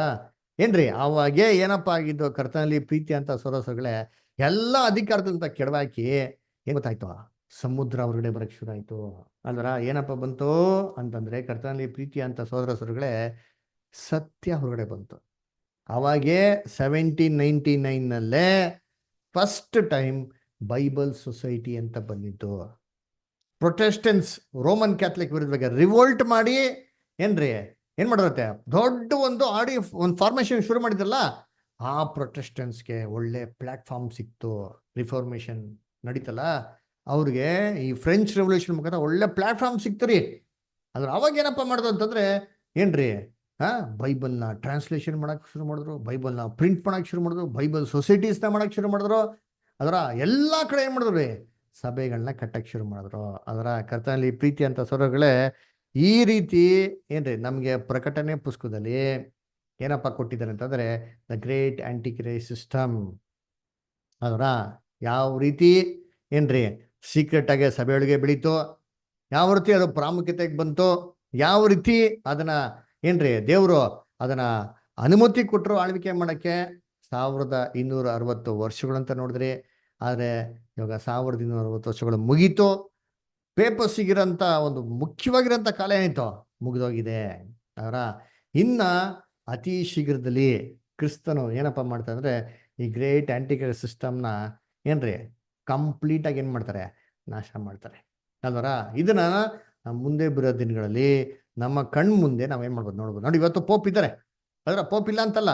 ಪೋಪ್ಗೆ ಪವರ್ ಇದೆಯಾ ಅಂದ್ರೆ, ಪೋಪ್ಗೆ ಏನಿಲ್ಲ ಪವರ್ ಇಲ್ಲ. ಆದ್ರೆ ಮುಂದಕ್ಕೆ ಶಾರ್ಟ್ ಟರ್ಮ್ ಪೀರಿಯಡ್ ಅಲ್ಲಿ ಪೋಪ್ಗೆ ಏನಾಗ್ತದೆ, ಪವರ್ ಬರ್ತಾರೆ. ಆವಾಗ ಪೋಪು ಮೊದಲು ಏನೆಲ್ಲ ಪವರ್ನ ಎಕ್ಸಸೈಸ್ ಮಾಡ್ತಾ ಇದ್ರೋ ಅದೇ ತರ ಪವರ್ನ ಎಕ್ಸಸೈಸ್ ಮಾಡಿ ನಿಜವಾದ ಸತ್ಯ, ನೀವತ್ತು ಏನು ಕೇಳ್ತಾ ಇದ್ದೀರ ಸತ್ಯನ, ಈ ಸತ್ಯನ ತಡೆಗಟ್ಟೋದಿಕ್ಕೆ ಪೋಪು ಮುಖಾಂತರ ಮತ್ತೆಲ್ಲಾ ಧಾರ್ಮಿಕ ಲೀಡರ್ಗಳ ಮುಖಾಂತರ ತಮ್ಮ ಕೈಲಿ ಏನಾಗ್ತಾರೋ ಅಷ್ಟೊಂದು ಫುಲ್ ಸಾಮರ್ಥ್ಯ ಏನ್ ಮಾಡ್ತಾರೆ, ಅದನ್ನ ಮಾಡ್ತಾರೆ. ಆದ್ರೆ ಕೊನೆಗೆ ಅಲ್ಟಿಮೇಟ್ ಆಗಿ ಇದಾಗದೇನಕ್ಕೆ ಅಂತಂದ್ರೆ, ಜನಗಳಿಗೆ ಸತ್ಯ ಗೊತ್ತಾಗ್ಲಿ ಅಂತಂದ್ಬಿಟ್ಟು ಆಗ್ತಾರೆ. ಹೆಂಗೆ ಎಷ್ಟೋ ನ್ಯೂಸಲ್ಲಿ ನಾವು ಕೆಟ್ಟದ್ದು ಏನ್ ಮಾಡ್ತಾ ಇರೋದು, ಹೊರಗಡೆ ಬರ್ತಾ ಇರೋದು ನೋಡ್ತೀರಿ. ಅದನ್ನ ಏನ್ ಪ್ರಯೋಜನ ಆಯ್ತು, ಅದರಿಂದ ಏನಪ್ಪ ಪ್ರಯೋಜನ ಆಯ್ತು ಅಂತಂದ್ರೆ, ಜನಗಳಿಗೆ ಬುದ್ಧಿ ಬಂದ್ರಿ, ಜನಗಳಿಗೆ ತಿಳುವಳಿಕೆ ಬಂತು. ಏನ್ ಅನ್ಯಾಯ ಯಾಕೆ ಅಂತ ಮಾಡೋ ಜನಗಳು ತಿಳ್ಕೊಳಕ್ಕೆ ಏನ್ ಮಾಡಿದ್ರು, ಶುರು ಮಾಡಿದ್ರು. ಇನ್ ಮುಂದೆ ಎಚ್ಚರಿಕೆಯಾಗಿದ್ರು. ಅದೇ ತರ ಜನಗಳನ್ನ ಇನ್ನು ಮುಂದಕ್ಕೆ ವಂಚಿಸಕ್ಕೆ ಏನಾಗಲ್ಲ, ಸಾಧ್ಯ ಆಗಲ್ಲ ಅಂತ ಅಂದ್ಬಿಟ್ಟು ಜನಗಳು ಏನ್ ಮಾಡೋದು, ಅಲ್ಲಿ ಪಾಠನ ಕಲ್ತ್ಕೊಂಡ್ರು. ಇದೇ ರೀತಿ ಕರ್ತನಲ್ಲಿ ಪ್ರೀತಿ ಅಂತ ಸೊಗಳೆ ಮುಂದೆ ಬರೋ ದಿನಗಳಲ್ಲಿ ಈ ಸತ್ಯನೆಲ್ಲ ಅನೇಕ ಜನಗಳು ಅಪೋಸ್ ಮಾಡಿದ್ರು ಸರಿ, ಈ ಸತ್ಯನೇ ನಿಲ್ಕೊಂಡ್ರಿ. ಈ ಸತ್ಯ ಪ್ರಕಾಶವಾಗಿ ಪ್ರಜ್ವಲಿಸೋದು ನೋಡಿರ್ತೀರಿ, ಜನಗಳಿಗೆ ಹೋಗ್ತಾರೆ ಎಲ್ಲಾರಿಗೆ. ಆವಾಗ ಈ ಜನಗಳೇ ಈ ಗ್ರೇಟ್ ಆಂಟಿಕ್ರೈಸ್ಟ್ ಸಿಸ್ಟಮ್ ಎಲ್ಲ ಸುಳ್ಳು ಸಭೆಗಳನ್ನ ಅವರೇ ಕೆಡವಿ ಹೊಡೆದಾಕಂತ ದಿನಗಳೇನಾಗ್ತದೆ, ಬರ್ತಾರೆ. ಅಂದ ಕರ್ತನಲ್ಲಿ ಪ್ರೀತಿ the great antichrist system ಅಂತ ಹೇಳ್ಬೇಕಾದ್ರೆ ಅದೊಂದು ವ್ಯಕ್ತಿ ಅಲ್ಲ. ದಯವಿಟ್ಟು ಚೆನ್ನಾಗಿ ಅರ್ಥ ಇಟ್ಕೊಳ್ಳಿ. ನಾವು ಹೇಳ್ಬೇಕಾದ್ರೆ ಯಾವುದೇ ಒಂದು ವ್ಯಕ್ತಿತ್ವವಾಗಿ ಒಂದು ವ್ಯಕ್ತಿ ಬಗ್ಗೆ ನಾವು ಯಾವತ್ತೂ ಮಾತಾಡ್ತಲ್ಲ, ಒಂದು ಸಿಸ್ಟಮ್ ಬಗ್ಗೆ ಮಾಡ್ತಾ ಇದ್ದು, ಕರಪ್ಟ್ ರಿಲಿಜಿಯಸ್ ಸಿಸ್ಟಮ್. ಈ ಸಿಸ್ಟಮ್ನಲ್ಲಿ ಯಾರಪ್ಪ ಸೇರ್ಕೊಂಡಿದ್ದಾರೆ ಅಂತಂದ್ರೆ ರೋಮನ್ ಕ್ಯಾಥಲಿಕ್ಸು, ಏನು ಜನಗಳಲ್ಲ, ಸಿಸ್ಟಮ್, ರೋಮನ್ ಕ್ಯಾಥಲಿಕ್ ಸಿಸ್ಟಮ್ ಮತ್ತು ಪ್ರೊಟೆಸ್ಟೆಂಟ್ಸ್ ಎಲ್ಲ ಡಿನಾಮಿನೇಷನ್ ಕೂಡ ಏನಾಗಿದೆ ಇದರಲ್ಲಿ ಸೇರಿದೆ. ಸತ್ಯನ ಫಾಲೋ ಮಾಡಿದಿರೋರು, ಸತ್ಯನ ಉಪದೇಶ ಮಾಡಿರೋಂಥ ಪ್ರತಿಯೊಂದು ಏನ್ರಿ ಒಂದು ಸಂಸ್ಥೆ ಇದರಲ್ಲಿ ಏನಾಗಿದೆ, ಇದರಲ್ಲಿ ಭಾಗಿಯಾಗಿದೆ. ಅದರ ನಮ್ಮ ಕರ್ತವ್ಯ ಏನು ಗೊತ್ತಾ ಏನ್ರಿ, ಇದು ಸುಳ್ಳು ಅಂತ ಗೊತ್ತಾಗಿದ ತಕ್ಷಣ ಇದನ್ನ ಬಿಟ್ಟು ಬಿಡೋದು ಏನ್ರಿ ನಮ್ಮ ಏನ್ರಿ ಒಂದು ಬುದ್ಧಿವಂತಿಕೆ, ನಮ್ಮ ಒಂದು ಜಾಣ್ತನ. ಯಾಕೆಂತಂದ್ರೆ ನಾವು ಅಲ್ಲಿ ಇದ್ಕೊಂಡೇ ಏನ್ರಿ ಅದನ್ನ ಸತ್ಯ ಕಲಿತೀನಿ ಅಂತಂದ್ರೆ ನಮ್ಮ ಕೈಗೆ ನಾವೇನ್ ಹಾಕೊಂಡಂಗೆ, ಏನ್ ಮುದ್ರೆ ಹಾಕೊಂಡಂಗೆ, 666 ಆಗಣಂಗೆ. 666 ಹಾಕೊಂಡಂಗೆ. ನಮ್ಮ ನೆತ್ತಿ ಮೇಲೆ ನಾವೇನ್ ಮಾಡ್ಕೊಂಡಂಗೆ, ನಂಬರ್ ಹಾಕೋಣ. 666 ನಂಬರ್ ಹಾಕೊಂಡಂಗೆ. ಅದಕ್ಕೆ ನೋಡ್ಬೇಕಾದ್ರೆ ಕರ್ತನಲ್ಲಿ ಪ್ರೀತಿಗಳೇ ಅದನ್ನ ಆದಷ್ಟು ಬಿಟ್ಟು ಬರಕ್ಕೆ ನಾವೇನ್ ಮಾಡಬೇಕು, ಪ್ರಯತ್ನ ಮಾಡ್ಬೇಕು. ಓಕೆನಾ? ಸರಿ, ಇದು ಆಂಟಿ ಕ್ರೈಸ್ಟ್ ಫುಲ್ ಎಂಡ್ ಆಯ್ತು. ಇದು ಏನೋ ಡೌಟ್ಸ್ ಇದ್ರೆ ಧಾರಾವಾಳ ಕೇಳಿ. ಏನೇ ಡೌಟ್ಸ್, ಏನೋ ಕ್ವಶನ್ಸ್ ಏನಿತ್ತು ಅಂದ್ರೆ ಕೇಳ್ರಿ. ಯಾರಿಗೇನೋ ಕೇಳ್ಬೇಕು ಅಂತಿದ್ಯಾ? ಆರೋಗ್ಯ ಸ್ವಾಮಿ ಬ್ರದರ್, ನಿಮ್ಗೇನೋ ಪ್ರಶ್ನೆ ಇದೆಯಾ? ಆರೋಗ್ಯ ಸ್ವಾಮಿ ಬ್ರದರ್? ಇಲ್ಲ ಬ್ರದರ್. ಓಕೆ, ಕ್ಲಿಯರಾ? Clear brother. Okay, Rajendra Gowda brother? Thank you brother. ಹಾ ಬ್ರದರ್, ಏನೋ ಪ್ರಶ್ನೆ ಇದೆಯಾ? ಏನಿದ್ರೆ ಕೇಳಿ. ಏನ್ ಪ್ರಶ್ನೆ ಇಲ್ಲ. ಜೇಕಬ್ ಬ್ರದರ್, ನಿಮ್ಗೇನೋ ಡೌಟ್ಸ್ ಇದೆಯಾ? ಇಲ್ಲ ಬ್ರದರ್. ಓಕೆ, ಜೋಯಲ್ ಬ್ರದರ್, ನಿಮ್ಗೇನೋ ಪ್ರಶ್ನೆ ಇದೆಯಾ? ಇಲ್ಲ ಬ್ರದರ್. Okay, Prajwal brother? ಇಲ್ಲ ಬ್ರದರ್, ಥ್ಯಾಂಕ್ ಯು.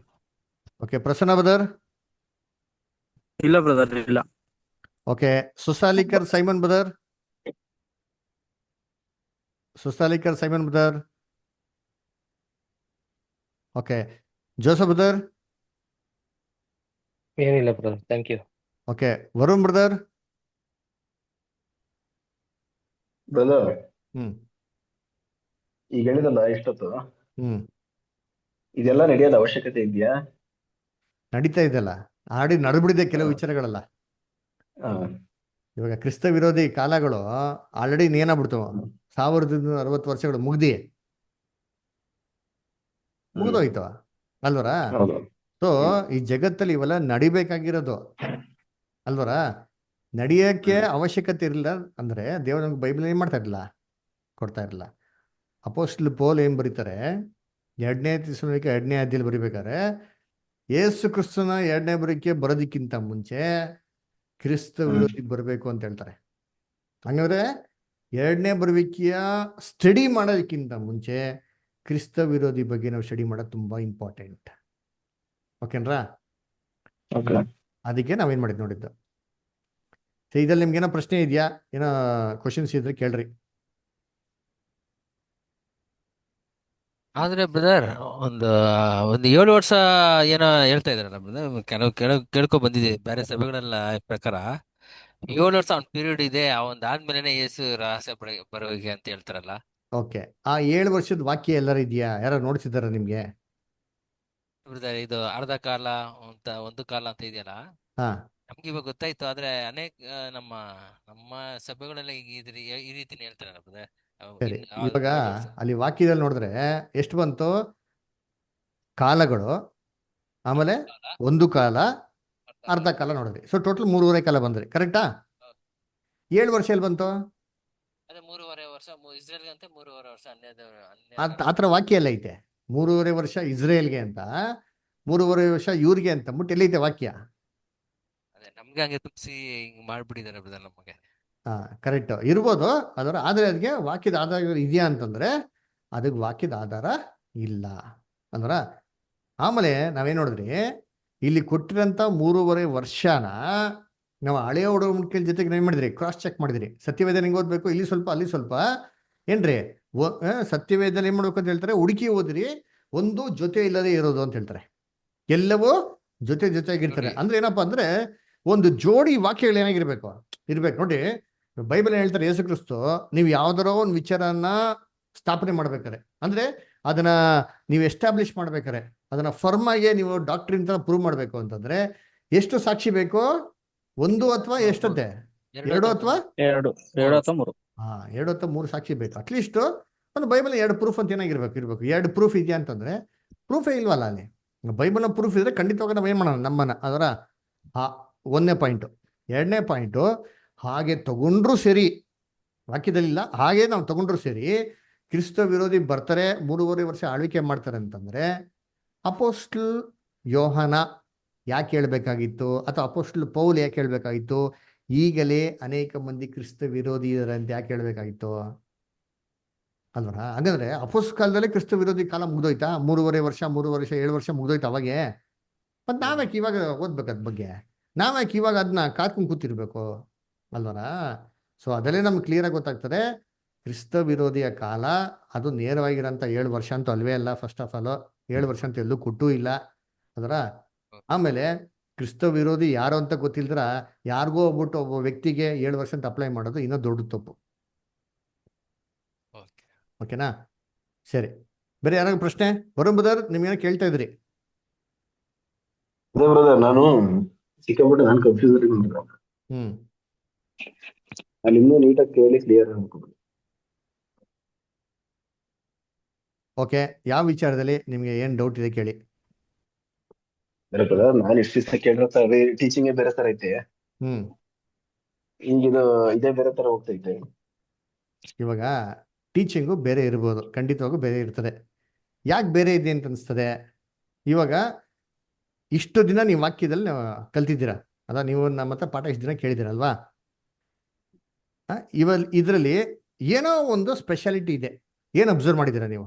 ನಾವು ಇದುವರೆಗೂ ಪಾಠ ಹೇಳ್ಕೊಟ್ಟಿದ್ರಲ್ಲಿ ಒಂದು ವಿಶೇಷವಾಗಿರೋಂಥ ಒಂದು ವಸ್ತು ಒಂದಿದೆ. ಏನದು ಅಬ್ಸರ್ವ್ ಮಾಡಿದ್ರ ಯಾರಾದ್ರೂ? ನಾವು ಇಷ್ಟು ದಿನ ಮಾಡೋ ಟೀಚಿಂಗ್ಸಲ್ಲಿ ಏನ್ರಿ ಒಂದು ಸ್ಪೆಷಲ್ ಆಗಿರೋಂಥ ಒಂದು ಥಿಂಗ್ ಇದೆ. ಏನದು? ಏನಂತ ಹೇಳಲ್ಲ, ನಾವು ಹೇಳಿರೋದೆಲ್ಲ ನಿಮ್ಗೆ ವಾಕ್ಯದ ಮುಖಾಂತರ, ಹೌದಾ ಇಲ್ವಾ? ನಿಮ್ಗೆ ಹೇಳಿರೋಂಥ ಪ್ರತಿಯೊಂದು ಮಾತುಗೂ ವಾಕ್ಯದ ಆಧಾರ ಏನ್ ಮಾಡಿದ್ರಿ ನಿಮ್ಗೆ ಕೊಟ್ಟಿದ್ರಿ, ಹೌದಾ ಇಲ್ವಾ? ಹೌದು. ಇದ್ರ ಮೇಲೆ ನೀವು ಜಡ್ಜ್ಮೆಂಟ್ ಮಾಡಬೇಕು. ವಾಕ್ಯನ ಫಾಲೋ ಮಾಡ್ತೀರಾ ಅಥವಾ ವಾಕ್ಯನ ಫಾಲೋ ಮಾಡಲ್ವಾ ಅಂತ ಅಂದ್ಬಿಟ್ಟು ಇದು ನಿರ್ಧಾರ ಮಾಡೋದು ಯಾರು? ನೀವು. ಓಕೆನಾ? ವಾಕ್ಯನ ನಂಬ್ತೀರಾ ಅಂತಂದ್ರೆ ನಾವು ಇದನ್ನೇ ಮಾಡ್ಬೇಕು, ಫಾಲೋ ಮಾಡಬೇಕು ಅಲ್ವಾ? ಜನಗಳು ಹೇಳ್ತಾರೆ, ಇಲ್ಲ ಅಂತಿಲ್ಲ, ಆದರೆ ಅದು ಹೇಳೋದಕ್ಕೆ ವಾಕ್ಯದ ಆಧಾರ ಇದೆಯಾ? ಒಂದು ವಿಚಾರ ಅಲ್ಲ, ನಾವು ಇದುವರೆಗೂ ನೋಡಿರಂಥ ಎಲ್ಲ ಪಾಠದಲ್ಲಿ ಅನೇಕ ವ್ಯತ್ಯಾಸಗಳು ನೋಡಿದಿರಿ, ಹೌದಾ ಇಲ್ವಾ? ಓಪನ್ ಆಗಿ ನೋಡ್ರಿ ಅಂತ ನೀವೇ ಹೇಳ್ತಿಲ್ರಿ, ಇದುವರೆಗೂ ನೋಡಿರೋ ಪಾಠಗಳಲ್ಲಿ ಎಲ್ಲ ವ್ಯತ್ಯಾಸವಾಗಿ ಐತಾ ಇಲ್ವಾ? ಹೌದು, ಎಲ್ಲಾದ್ರಲ್ಲಿ ಡಿಫ್ರೆಂಟ್ ಇದೆ brother. ಅದು ಸತ್ಯದಲ್ಲಿ ಯಾಕೆ ವಾಕ್ಯ ಇದು ಸತ್ಯ ಅಂದಮೇಲೆ ಇದನ್ನ ಹೇಳ್ಬೋದಲ್ಲ ಸಭೆಗಳಲ್ಲಿ? ಯಾಕೆ ಹೇಳ್ಬಾರ್ದು? ಏನ್ ತೊಂದರೆ ಹೇಳೋಕೆ? ಹೇಳ್ಬೋದಲ್ಲ, ಯಾಕೆ ಹೇಳಲ್ಲ? ಅವ್ರದ್ದು ವಾಕ್ಯ ಗೊತ್ತಿಲ್ಲ, ವಾಕ್ಯದಲ್ಲಿ ಇಲ್ಲ ಅದು. ಅದವ್ರಿಗೆ ಅರ್ಥ ಆಗಲ್ಲ, ಅದಕ್ಕೆ ಬೈಬಲ್ನ ಆ ರೀತಿಯಲ್ಲಿ ಹೇಳ್ಕೊಡೋಣ ಬಿಡಿ ಅವ್ರಿಗೆ. ಇವಾಗ ಅವಾಗ ಅರ್ಥ ಆಗಲ್ಲ, ಹೇಳ್ಕೊಡೋಣ. ಹೌದು, ಪ್ರಯತ್ನ ಮಾಡಿ ನೋಡಿ ಏನಾಗ್ತಾರೆ ಅಂತ. ನಾವು ಇವೆಲ್ಲ ಎಫರ್ಟ್ಸ್ ಬಿಟ್ಬಿಟ್ಟಿದ್ದೀರಿ. ಓಕೆನಾ? ನಮ್ನೆ ಆಂಟಿಕ್ರಿಸ್ತ ನೋಡ್ತಾರೆ ಬ್ರದರ್ ಅವರೆಲ್ಲ. ನಾವೇ ಆಂಟಿಕ್ರಿಸ್ತ ಅಂತ ಹೇಳ್ತಾರೆ. ಅವ್ರು ಏನ್ ಬೇಕಾದ್ರೆ ಹೇಳ್ಕೊಂಡ್ಲಿ ಅಲ್ವರ, ಆದ್ರೆ ಅವ್ರು ಫಾಲೋ ಮಾಡ್ಬೇಕಾಗಿರೋದು ವಾಕ್ಯ. ವಾಕ್ಯನ ಯಾಕೆ ಫಾಲೋ ಮಾಡಲ್ಲ? ಏಷಾಯ ವಾಕ್ಯ ಓದಿ. ಏಷಾಯದಲ್ಲಿ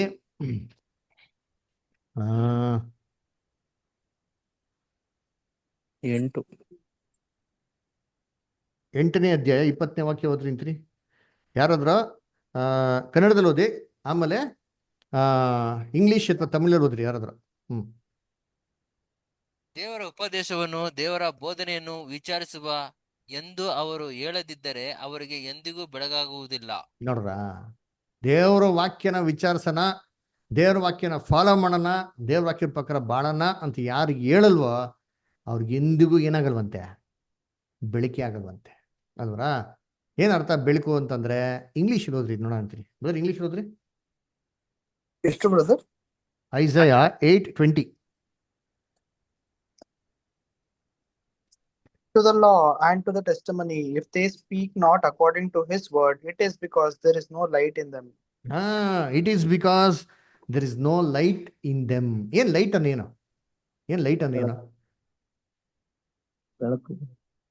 ಅದೇ ಬೆಳಕು ದೇವರ ಬೆಳಕು ವಾಕ್ಯ ಬೆಳಕು ವಾಕ್ಯ ಲೈಟ್ ಅಂದ್ರೆ ಏನು ಅರ್ಥ? ಯೇಸು ಕ್ರಿಸ್ತನ ಬೆಳಕಾಗಿದೆ ಲೋಕಕ್ಕೆ. ಏಷಾಯದಲ್ಲಿ ಓದ್ರಲ್ಲ, ಲೂಕ 10ನೇ ಅಧ್ಯಾಯ 16ನೇ ವಾಕ್ಯ ಓದ್ರಿ. ಲೂಕ 10:16.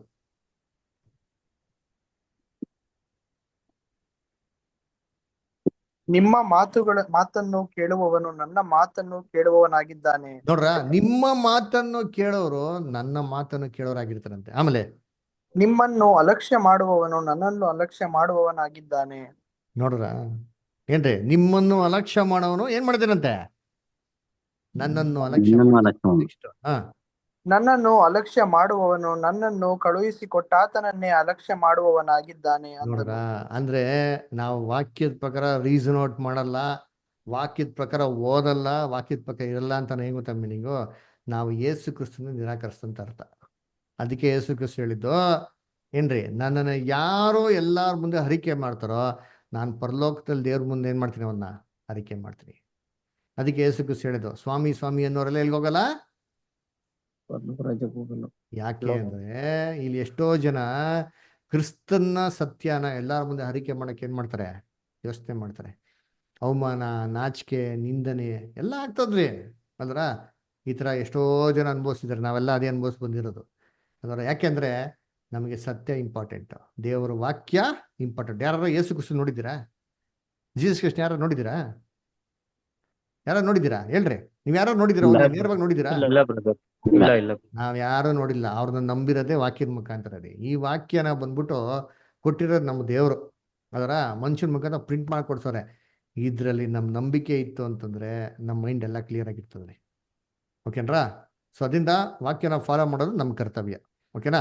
ಸರಿ, ನಿಮ್ಗೇನೇ ಡೌಟ್ಸ್ ಇದ್ರೆ ಕೇಳ್ರಿ, ಸಂಕೋಚ ಇದ್ರೆ ಕೇಳಿ. ಇಂತಿಂಥ ಡೌಟ್ ಇದೆ ಬಂದ್ರೆ ಹೀಗಿದೆ ಅಂತ ಅನಿಸ್ತಾರೆ ಅಂತಂದ್ರೆ ನೀವು ಧಾರಾಳದ ಮತ್ತೆ ಹಂಚ್ಕೊಳ್ಳಿ, ಅದ್ರ ಬಗ್ಗೆ ನಾವು ಡಿಸ್ಕಸ್ ಮಾಡೋಣ, ಕ್ಲಾರಿಟಿ ತೊಗೊಳೋಣ. ಓಕೆನಾ? ಸರಿ, ಕ್ವಶನ್ಸ್ ವರುಣ್ ಬ್ರದರ್, ನಿಮ್ಗೇನೋ ಕ್ವಶನ್ಸ್ ಇದೆಯಾ ಇನ್ನ? ಬ್ರದರ್, ಕಮ್ಯುನಿಟಿಯಂದು ವರ್ಷಕ್ಕೊಂದ್ಸಲ ಅಂತ ಹೇಳಿದ್ರಲ್ಲ, ಅದನ್ನ ಯಾವ ಬೇಸ್ ಮೇಲೆ ಹೇಳಿದ್ರಿ ಅಂತ ನಂಗೆ ಅರ್ಥ ಆಗಿಲ್ಲ ಬ್ರದರ್. ನಿಮ್ ವಾಯ್ಸ್ ಕಟ್ ಆಗ್ತಿದೆ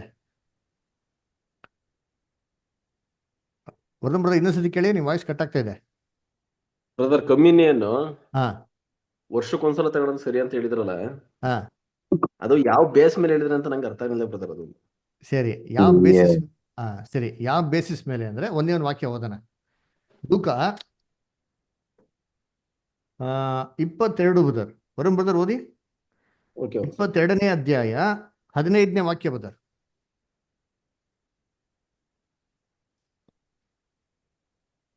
ನಾನು ಶ್ರಮೆ ಅನುಭವಿಸುವುದಕ್ಕಿಂತ ಮುಂಚೆ ನಿಮ್ಮ ಸಂಗಡ ಈ ಪಸ್ಕದ ಊಟವನ್ನು ಮಾಡುವುದಕ್ಕೆ ಕುತೂಹಲದಿಂದ ಅಪೇಕ್ಷಿಸಿದ್ದೇನೆ.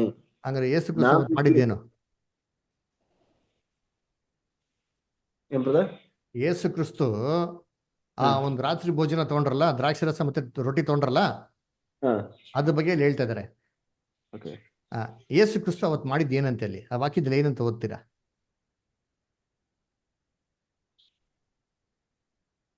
ಏನಂತ ಹೊಸ ಒಡಂಬಡಿಕೆ. ಇರಿ ಒಂದ್ ನಿಮಿಷ, ಅವ್ರು ಓದ್ತಾ ಇದಾರೆ, ಓದ್ಲಿ, ಒಂದ್ ನಿಮಿಷ ವೇಟ್ ಮಾಡಿ. ಬರೋಬ್ಬರ ಅದೇನ್ ಗಮನಿಸಿದ್ರಿ ನೀವು? ಅದ್ರ ಮುಖ್ಯವಾಗಿರೋ ಮಾತು ಹೇಳ್ತಾರೆ. ಇದು ನಾನು ಮಾಡ್ತಾ ಇರೋದು ಏನು ಅಂತ ಯೇಸು ಕ್ರಿಸ್ತ ಅಲ್ಲೇ ಎಕ್ಸ್ಪ್ಲೇನ್ ಮಾಡ್ತಾರೆ. ಏನಂತ ಅದು ಮಾಡ್ತಾ ಇರೋದು?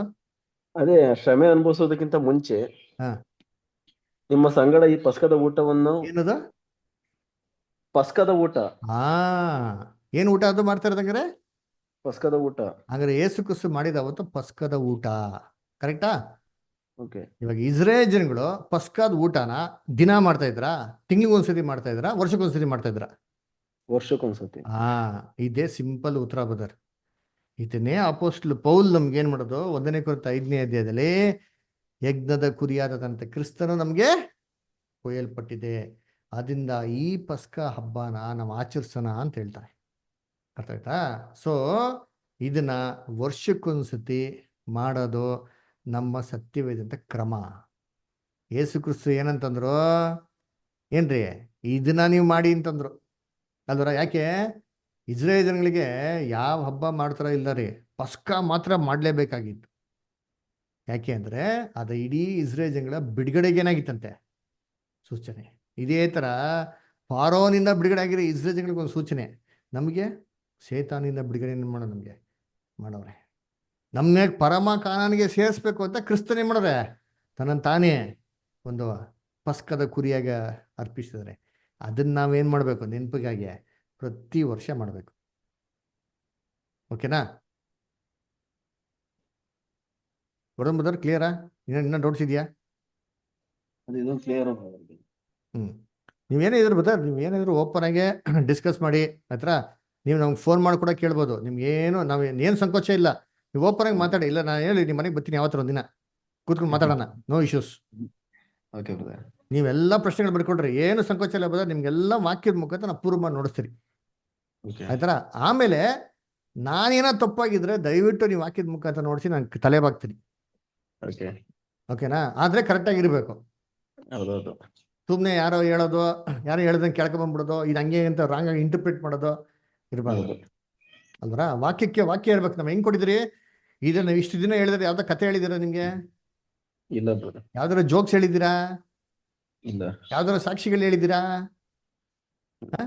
ಯಾರು ಹೇಳಿದಿರ ಸಾಕ್ಷಿಗಳು? ಯಾವ್ದಾರ ಹಿಂಗಾಯ್ತು ಹಂಗಾಯ್ತು ಆ ಸಾಕ್ಷಿ ಈ ಸಾಕ್ಷಿ ಯಾವ್ದಾರು ಹೇಳಿದಿರಾ? ನಿಮ್ಗೆ ಯಾವ್ದಾರ ಹಾಡುಗಳು, ಸಂಗೀತಗಳು, ಕೀರ್ತನೆಗಳು ಏನಾದ್ರು ಹೇಳಿದಿರಾ? ಇಲ್ಲ. ಎಲ್ಲ ವಾಕ್ಯದ ಮುಖಾಂತರ ವಾಕ್ಯದ ಎಕ್ಸ್ಪ್ಲನೇಷನ್ ಕೊಟ್ಟಿದ್ದು ಅಷ್ಟೇ ಹೊರತು ನಮ್ಮ ಸ್ವಂತದ್ದೆಲ್ಲ. ಅದು ಎಕ್ಸ್ಪ್ಲನೇಷನ್ ಕೊಟ್ರೆ ಆ ಎಕ್ಸ್ಪ್ಲನೇಷನ್ ಒಂದು ಸಂಬಂಧಪಟ್ಟಂತ ವಾಕ್ಯ ನೋಡ್ಸಿದ್ ನಿಮ್ಗೆ. ಇವಾಗ ಡಿಸಿಷನ್ ನಿಮಗೆ ಬಿಟ್ಟಿತ್ತು.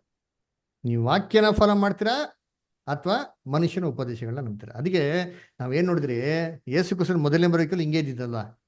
ಯೇಸು ಕ್ರಿಸ್ತನ ವಾಕ್ಯ ಹೆಂಗಿತ್ತು ಆ ಕಾಲದಲ್ಲಿ ಅಂತ ಜನಗಳು ಆಪೋಸಿಟ್ ಆಗಿತ್ತೋ ಇಲ್ವಾ?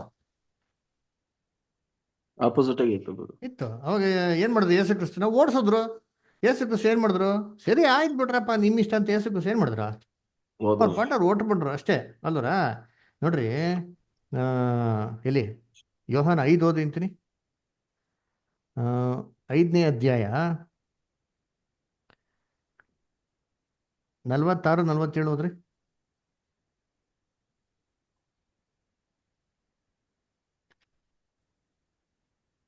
ಆದದರಿಂದ ನೀವು ಮೋಶೆಯ ಮಾತನ್ನು ನಂಬುವವರಾಗಿದ್ದರೆ ನನ್ನ ಮಾತನ್ನು ನಂಬುತ್ತಿದ್ದೀರಿ. ಅವನು ಬರೆದ ಮಾತುಗಳನ್ನು ನೀವು ನಂಬದಿದ್ದರೆ ನಾನು ಹೇಳುವ ಮಾತುಗಳನ್ನು ಹೇಗೆ ನಂಬುತ್ತೀರಿ? ಅಷ್ಟೇ ಸಿಂಪಲ್ ಉತ್ತರ. ಯೇಸು ಕ್ರಿಸ್ತ ಕಾಲದಲ್ಲಿ ಹೇಳ್ತಾ ನೋಡ್ತೀನಿ, ನೀವು ಅವ್ರ ಮಾತೇ ನಂಬಿಲ್ಲ ಅಂತಂದ್ರೆ ನಾನು ಎಷ್ಟು ಎಕ್ಸ್ಪ್ರೆಷನ್ ಕೊಡೋ ಏನಪ್ಪ ನಂಬ್ತೀರಾ ಅಂತ. ವಾಕ್ಯ ಮೇಲೆ ನಮ್ಮ ನಂಬಿಕೆ ಇರಬೇಕು. ಅದೇ ನಿಮ್ಗೆ ಒಂದು ಪ್ರಶ್ನೆ, ನಿಮ್ಮ ನಂಬಿಕೆ ಮನುಷ್ಯನ ಮೇಲೆ ಐತಾ ದೇವ್ರ ವಾಕ್ಯ ಮೇಲೆ ಇದೆ ಅಂತ? ಓಕೆನಾ? ಸರಿ, ಎಂಡ್ ಮಾಡೋಣವಾ? ಕ್ಲೋಸ್ ಮಾಡೋಣವಾ? ಇನ್ನೇನೋ ಮಾತಾಡ್ಬೇಕಾ? ಏನೋ ಡಿಸ್ಕಸ್ ಮಾಡ್ಬೇಕಾ? ಸರಿ, ಏನ್ ತೊಂದರೆ ಇಲ್ಲ. ಇನ್ನೊಂದು ಹೇಳ್ರಿ. 1000 ವರ್ಷ ಆಳ್ವಿಕೆ ಇದೆಯಲ್ಲ, ಹಾ, ಅದಿನ್ನೊಂದ್ ಚೂರು ಸ್ವಲ್ಪ ಹೇಳ್ಬೇಕಿತ್ತು ಅಂಕಲ್. ಖಂಡಿತವಾಗ ಬ್ರದರ್, ಖಂಡಿತವಾಗ 1000 ವರ್ಷ ಆಳ್ವಿಕೆ ಬಗ್ಗೆನೇ ಒಂದು ಡೀಟೇಲ್ ಆಗಿ ಒಂದು ಸಬ್ಜೆಕ್ಟೇ ತೊಗೊಳೋಣ. ಓಕೆನ್ರಾ? ಅದು ಮುಂದೆ ಬರ್ದಿನ ಕ್ಲಾಸಸ್ ನೋಡೋಣ. ಓಕೆನಾ ಬ್ರದರ್? ಆಡಿ ನಾವು ತೊಗೊಂಡಿದ್ದೀರಿ. ಎನಿವೆ ಇದ್ರೂ ಕೂಡ ಇನ್ನೊಂದ್ಸತಿ ನೋಡೋಣ. ಅದು ನೋಡ್ಬೇಕಾದ್ರೆ ನಿಮಗೂ ಕೂಡ ಹೇಳ್ತೀನಿ. ಅಥವಾ ನೀವು ನಮ್ಮ ಯೂಟ್ಯೂಬಲ್ಲಿ ಗಾಸ್ಪಲ್ ಅಂತ ಇರ್ತಾರೆ, ಆ ಸಬ್ಜೆಕ್ಟ್ನ ಕೇಳಿ. 1000 ವರ್ಷದ ಏನು ನಡೀತಾ ಕೆಲಸಗಳು ಏನೆಲ್ಲ ಇರ್ತವೆ ಅಂತಂದ್ಬಿಟ್ಟು. ಅದರ ಇದ್ರೂ ಪರವಾಗಿಲ್ಲ, ಇಲ್ಲಾಂದ್ರೆ ಇನ್ನೊಂದ್ಸತಿ ನಾವೇನು ಮಾಡೋಣ ನೋಡೋಣ. ಓಕೆನಾ? ಸೊ ನೀವು ಪ್ರಶ್ನೆಗಳ ಕೇಳ್ರಿ. ಮುಂದಿನ ವಾರ ಕೂಡ ನಾವು ಬರೀ ಪ್ರಶ್ನೆಗಳೇ ನೋಡ್ತೀರಿ, ಓನ್ಲಿ ಡಿಸ್ಕಷನ್ಸ್. ಅದರಿಂದ ಇದುವರೆಗೂ ಆಗಿರೋ ಪಾಠ ದಯವಿಟ್ಟು ಯಾರೂ ಸಂಕೋಚ ಪಡ್ದಿರಾ ನಿಮ್ಮೆಲ್ಲ ಪ್ರಶ್ನೆಗಳು ತೊಗೊಂಡು ಬದರ್ ಇಂಥ ಪಾಠ ಅರ್ಥ ಆಗಿಲ್ಲ, ಇಂಥ ಪಾಠದಲ್ಲಿ ಇಂಥ ಪಾಯಿಂಟ್ ಅರ್ಥ ಆಗಿಲ್ಲ ಅಂತ ದಯವಿಟ್ಟು ನೀವು ಹೇಳಿದ್ರೆ ನಿಮ್ಮೆಲ್ಲ ಪ್ರಶ್ನೆಗಳ ಡಿಸ್ಕಸ್ ಮಾಡೋಣ. ನೆಕ್ಸ್ಟ್ ವೀಕ್ ಬರೀ ಡಿಸ್ಕಷನ್ಸ್ ಇರ್ತಾರೆ. ಯಾಕಂದ್ರೆ ನೀವೆಲ್ಲ ಥರದ ಕ್ವಶನ್ಸ್ ನಮ್ಗೇನು ಬೇಜಾರಿಲ್ಲ. ದಯವಿಟ್ಟು ಕೇಳಿಕೊಂಡು ಕ್ಲಾರಿಟಿ ತಿಳ್ಕೊಳ್ಳಿ. ಯಾಕೆ ಗೊತ್ತಾ? ಇದು ನಿಮ್ಮ ರಕ್ಷಣೆಗೆ ಸಂಬಂಧಪಟ್ಟಿದ್ದು. ಆಯ್ತಾ? ನಾಳೆ ಪರಲೋಕಕ್ಕೆ ಹೋದ್ರೆ ರಾಜು ಬ್ರದರ್ ನಂಬುದಿಯಾ ಅಂತ ದೇವ್ರು ಕೇಳಲ್ಲ. ಆಯ್ತಾ? ಅವ್ರು ಯಾರ್ದ ನಂಬುದ್ರಾ, ನಿಮ್ಮ ಪಾಸ್ಟ್ ನಂಬುದ್ರ, ಅಯ್ಯನ್ ನಂಬುದ್ರ ಅಂತ ದೇವ್ರು ಕೇಳಕ್ಕೆ ಹೋಗಲ್ಲ ರೀ. ದೇವ್ರು ಕೇಳೋದು ಒಂದೇ, ನೋಡಪ್ಪ ಕಂದ ಸತ್ಯನ ಎಷ್ಟಪ್ಪ ಕೈಗೊಂಡು ನಡೆದೆ ಅಂತ ಕೇಳ್ತಾರೆ. ಅಲ್ಲ ದೇವ್ರೆ ನಂಗೆ ಸತ್ಯನೇ ಗೊತ್ತಿಲ್ಲ ಅಂತಂದ್ರೆ ಅವಾಗ ದೇವ್ರು ನಮ್ಮನ್ನು ಸ್ವಾಗತ ಮಾಡ್ತಾರಾ? ಒಂದು ವಾಕ್ಯ ಓದೋ ನೋಡ್ರಿ ಅಂತೀನಿ. ಪೇತ್ರದಲ್ಲಿ ಓದಿಂತೀನಿ. ಪೇತ್ರದಲ್ಲಿ ಎಲ್ಲಿ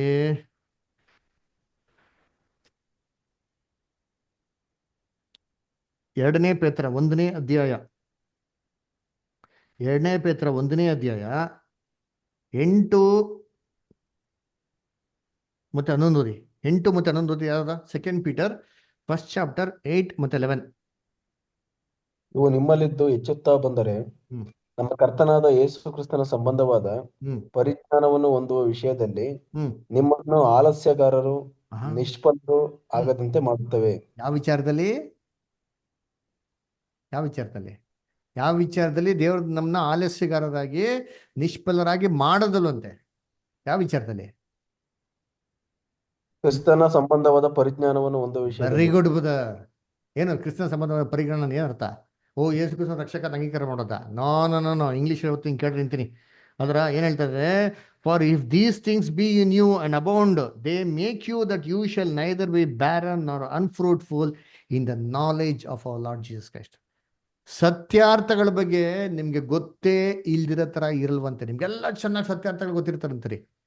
ಇಂಥವ್ರಿಗೆ ದೇವರು ಪರಲೋಕ ರಾಜ್ಯಕ್ಕೆ ಸ್ವಾಗತ ಮಾಡೋದು. ಇಲ್ಲಿ ವಾಕ್ಯ ಹೇಳ್ಕೊಟ್ರು ಇಲ್ಲಿ 11ನೇ ವಾಕ್ಯ ಓದಿ, 11th ವರ್ಸ್ ಓದಿ. ಅಲ್ಲಿಂದ 11th ವರ್ಗು ಬರ್ತಾರೆ. 11th ಮಾತ್ರ ಓದೋಣ, ಟೈಮ್ ಕಮ್ಮಿ ಇರೋದ್ರಿಂದ.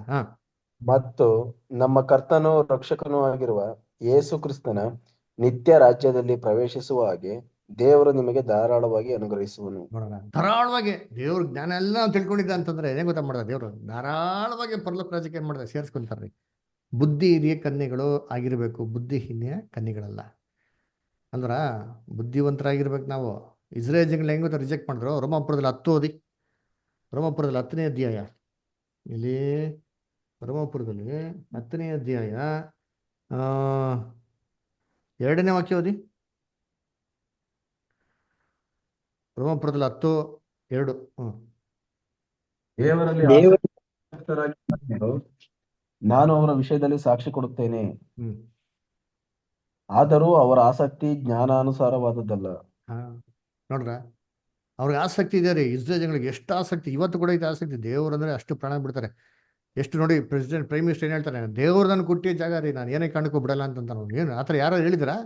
ಯಾವ ದೇಶದಲ್ಲಿ ಯಾವ ಪ್ರಧಾನಮಂತ್ರಿ ಹೇಳಿದಾರ? ಅವ್ನು ಹೇಳ್ತಾನೆ ನೋಡಿದ್ರಿ. ಬೈಬಲ್ನಲ್ಲಿ ದೇವ್ರ ಬಗ್ಗೆ ಕೊಟ್ಟರು ನೋಡಿ.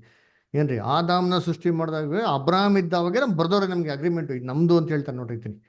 ಎಷ್ಟು ಧೈರ್ಯ ಇರಬೇಕು, ದೇವ್ರ ಮೇಲೆ ಭಯ ಭಕ್ತಿ ಇದೆ. ಆದ್ರೆ ಏನಿಲ್ವಂತೆ? ಜ್ಞಾನಾನುಸಾರವಾಗಿರೋಂಥ ಆಸಕ್ತಿ ಇಲ್ಲ. ಅದಕ್ಕೆ ಇಸ್ರೇಲ್ ಜನಗಳು ಏನ್ ಮಾಡಿದ್ರು? ದೇವ್ರು ಏನ್ ಮಾಡಿದ್ರು? ಇಸ್ರೇಲ್ ಜನಗಳನ್ನ ಏನ್ ಮಾಡಿದ್ರು? ಅರೆ ಇಸ್ರೇಲ್ ಜನಗಳಿಗೆ ಜ್ಞಾನ ಇಲ್ಲ, ಆಸಕ್ತಿ ಇದೆ ಅಂತ ನಿದ್ಕೆ ದೇವ್ರು ಏನ್ ಮಾಡಿದ್ರು? ಇಸ್ರೇಲ್ ಜನಗಳನ್ನ ಅವ್ರನ್ನ ಕೈ ಬಿಟ್ಟು ನಮ್ನ ಹೌದೋ ಇಲ್ವಾ? ವಾಕ್ಯ ಐತಲ್ಲ, ಇಸ್ರೇಲ್ ಜನ ರಿಜೆಕ್ಟ್ ಮಾಡಿದ್ರ ಇಲ್ವಾ? ಹೌದೌದು. ನಾವು ವಾಕ್ಯಕ್ಕೆ ಮುಖ್ಯತ್ವ ಕೊಟ್ಟಿಲ್ಲ ಅಂತಂದ್ರೆ ದೇವರು ನಮ್ಮನ್ ಕೂಡ ಏನ್ ಮಾಡ್ತಾರೆ? ರಿಜೆಕ್ಟ್ ಅಂತ ಹೇಳ್ತಾರ. ಅದಕ್ಕೆ ನಾವು ಎಷ್ಟು ವಾಕ್ಯಕ್ಕೆ ಮುಖ್ಯತ್ವ ಕೊಡ್ತೀರಿ, ವಾಕ್ಯಕ್ಕೆ ಎಷ್ಟು ವಿಧೇಯರಾಗ್ತೀರಿ, ಅದು ತುಂಬಾ ಇಂಪಾರ್ಟೆಂಟ್. ಓಕೆನಾ? ಸರಿ, ಓಕೆ. ನಾವೇನ್ ಮಾಡೋಣ ಬ್ರದರ್? ನೆಕ್ಸ್ಟ್ ವೀಕ್ ಡಿಸ್ಕಸ್ ಮಾಡೋಣ ಡೆಫಿನೆಟ್. ಓಕೆನಾ? ಶೋರ್. ಆಮೇಲೆ ಬ್ರದರ್ ನೀವೇನು ಬೇಜಾರು ಮಾಡ್ಕೊಂಬಿಡಿ. ನೀವು ಯಾವಾಗ ಬೇಕೋ ನೈಟಲ್ಲಿ ಫೋನ್ ಮಾಡಿ. ನೈಟ್ 10 ಗಂಟೆ ಮೇಲೆ ಯಾವ ಥರ ಫೋನ್ ಮಾಡಿ. ನಾನು ಮಲಗದೆ 1 ಗಂಟೆವರೆಗೂ. ಸೊ ಅದನ್ನೇ ಎದ್ದಿರ್ತೀನಿ. ನೀವು ಏನು ಬೇಕೋ ಫೋನ್ ಮಾಡಿ, ಏನು ಬೇಕೋ ಡಿಸ್ಕಸ್ ಮಾಡೋಣ. ಇಲ್ಲ ಯಾವ ಬರ್ಬೇಕಲ್ರಿ ಅಪಾಯಿಂಟ್ಮೆಂಟ್ ಕೊಡಿ. ನಾನು ನಿಮ್ಮ ಮನೆಗೆ ಯಾವ ಟೈಮ್ ಇಡ್ತಾರೆ ರಜಾ ಕೊಟ್ಬಿಡ್ತೀನಿ. ಇಲ್ಲ ನೀವು ನಮ್ಮ ಮನೆಗೆ ಬಂದರೂ ಪರವಾಗಿಲ್ಲ. ಓಕೆನಾ? ಸರಿ, ಓಕೆ. ಕೊನೆಯದಾಗಿ ಒಂದು ಪ್ರಾರ್ಥನೆ ಮಾಡಿ ಮುಕ್ತಾಯ ಮಾಡೋಣ. ಸರಿ, ವರುಣ್ ಬ್ರದರ್ ನೀವೇ ಒಂದು ಪ್ರೇಯರ್ ಮಾಡ್ಬಿಡ್ತೀರಾ?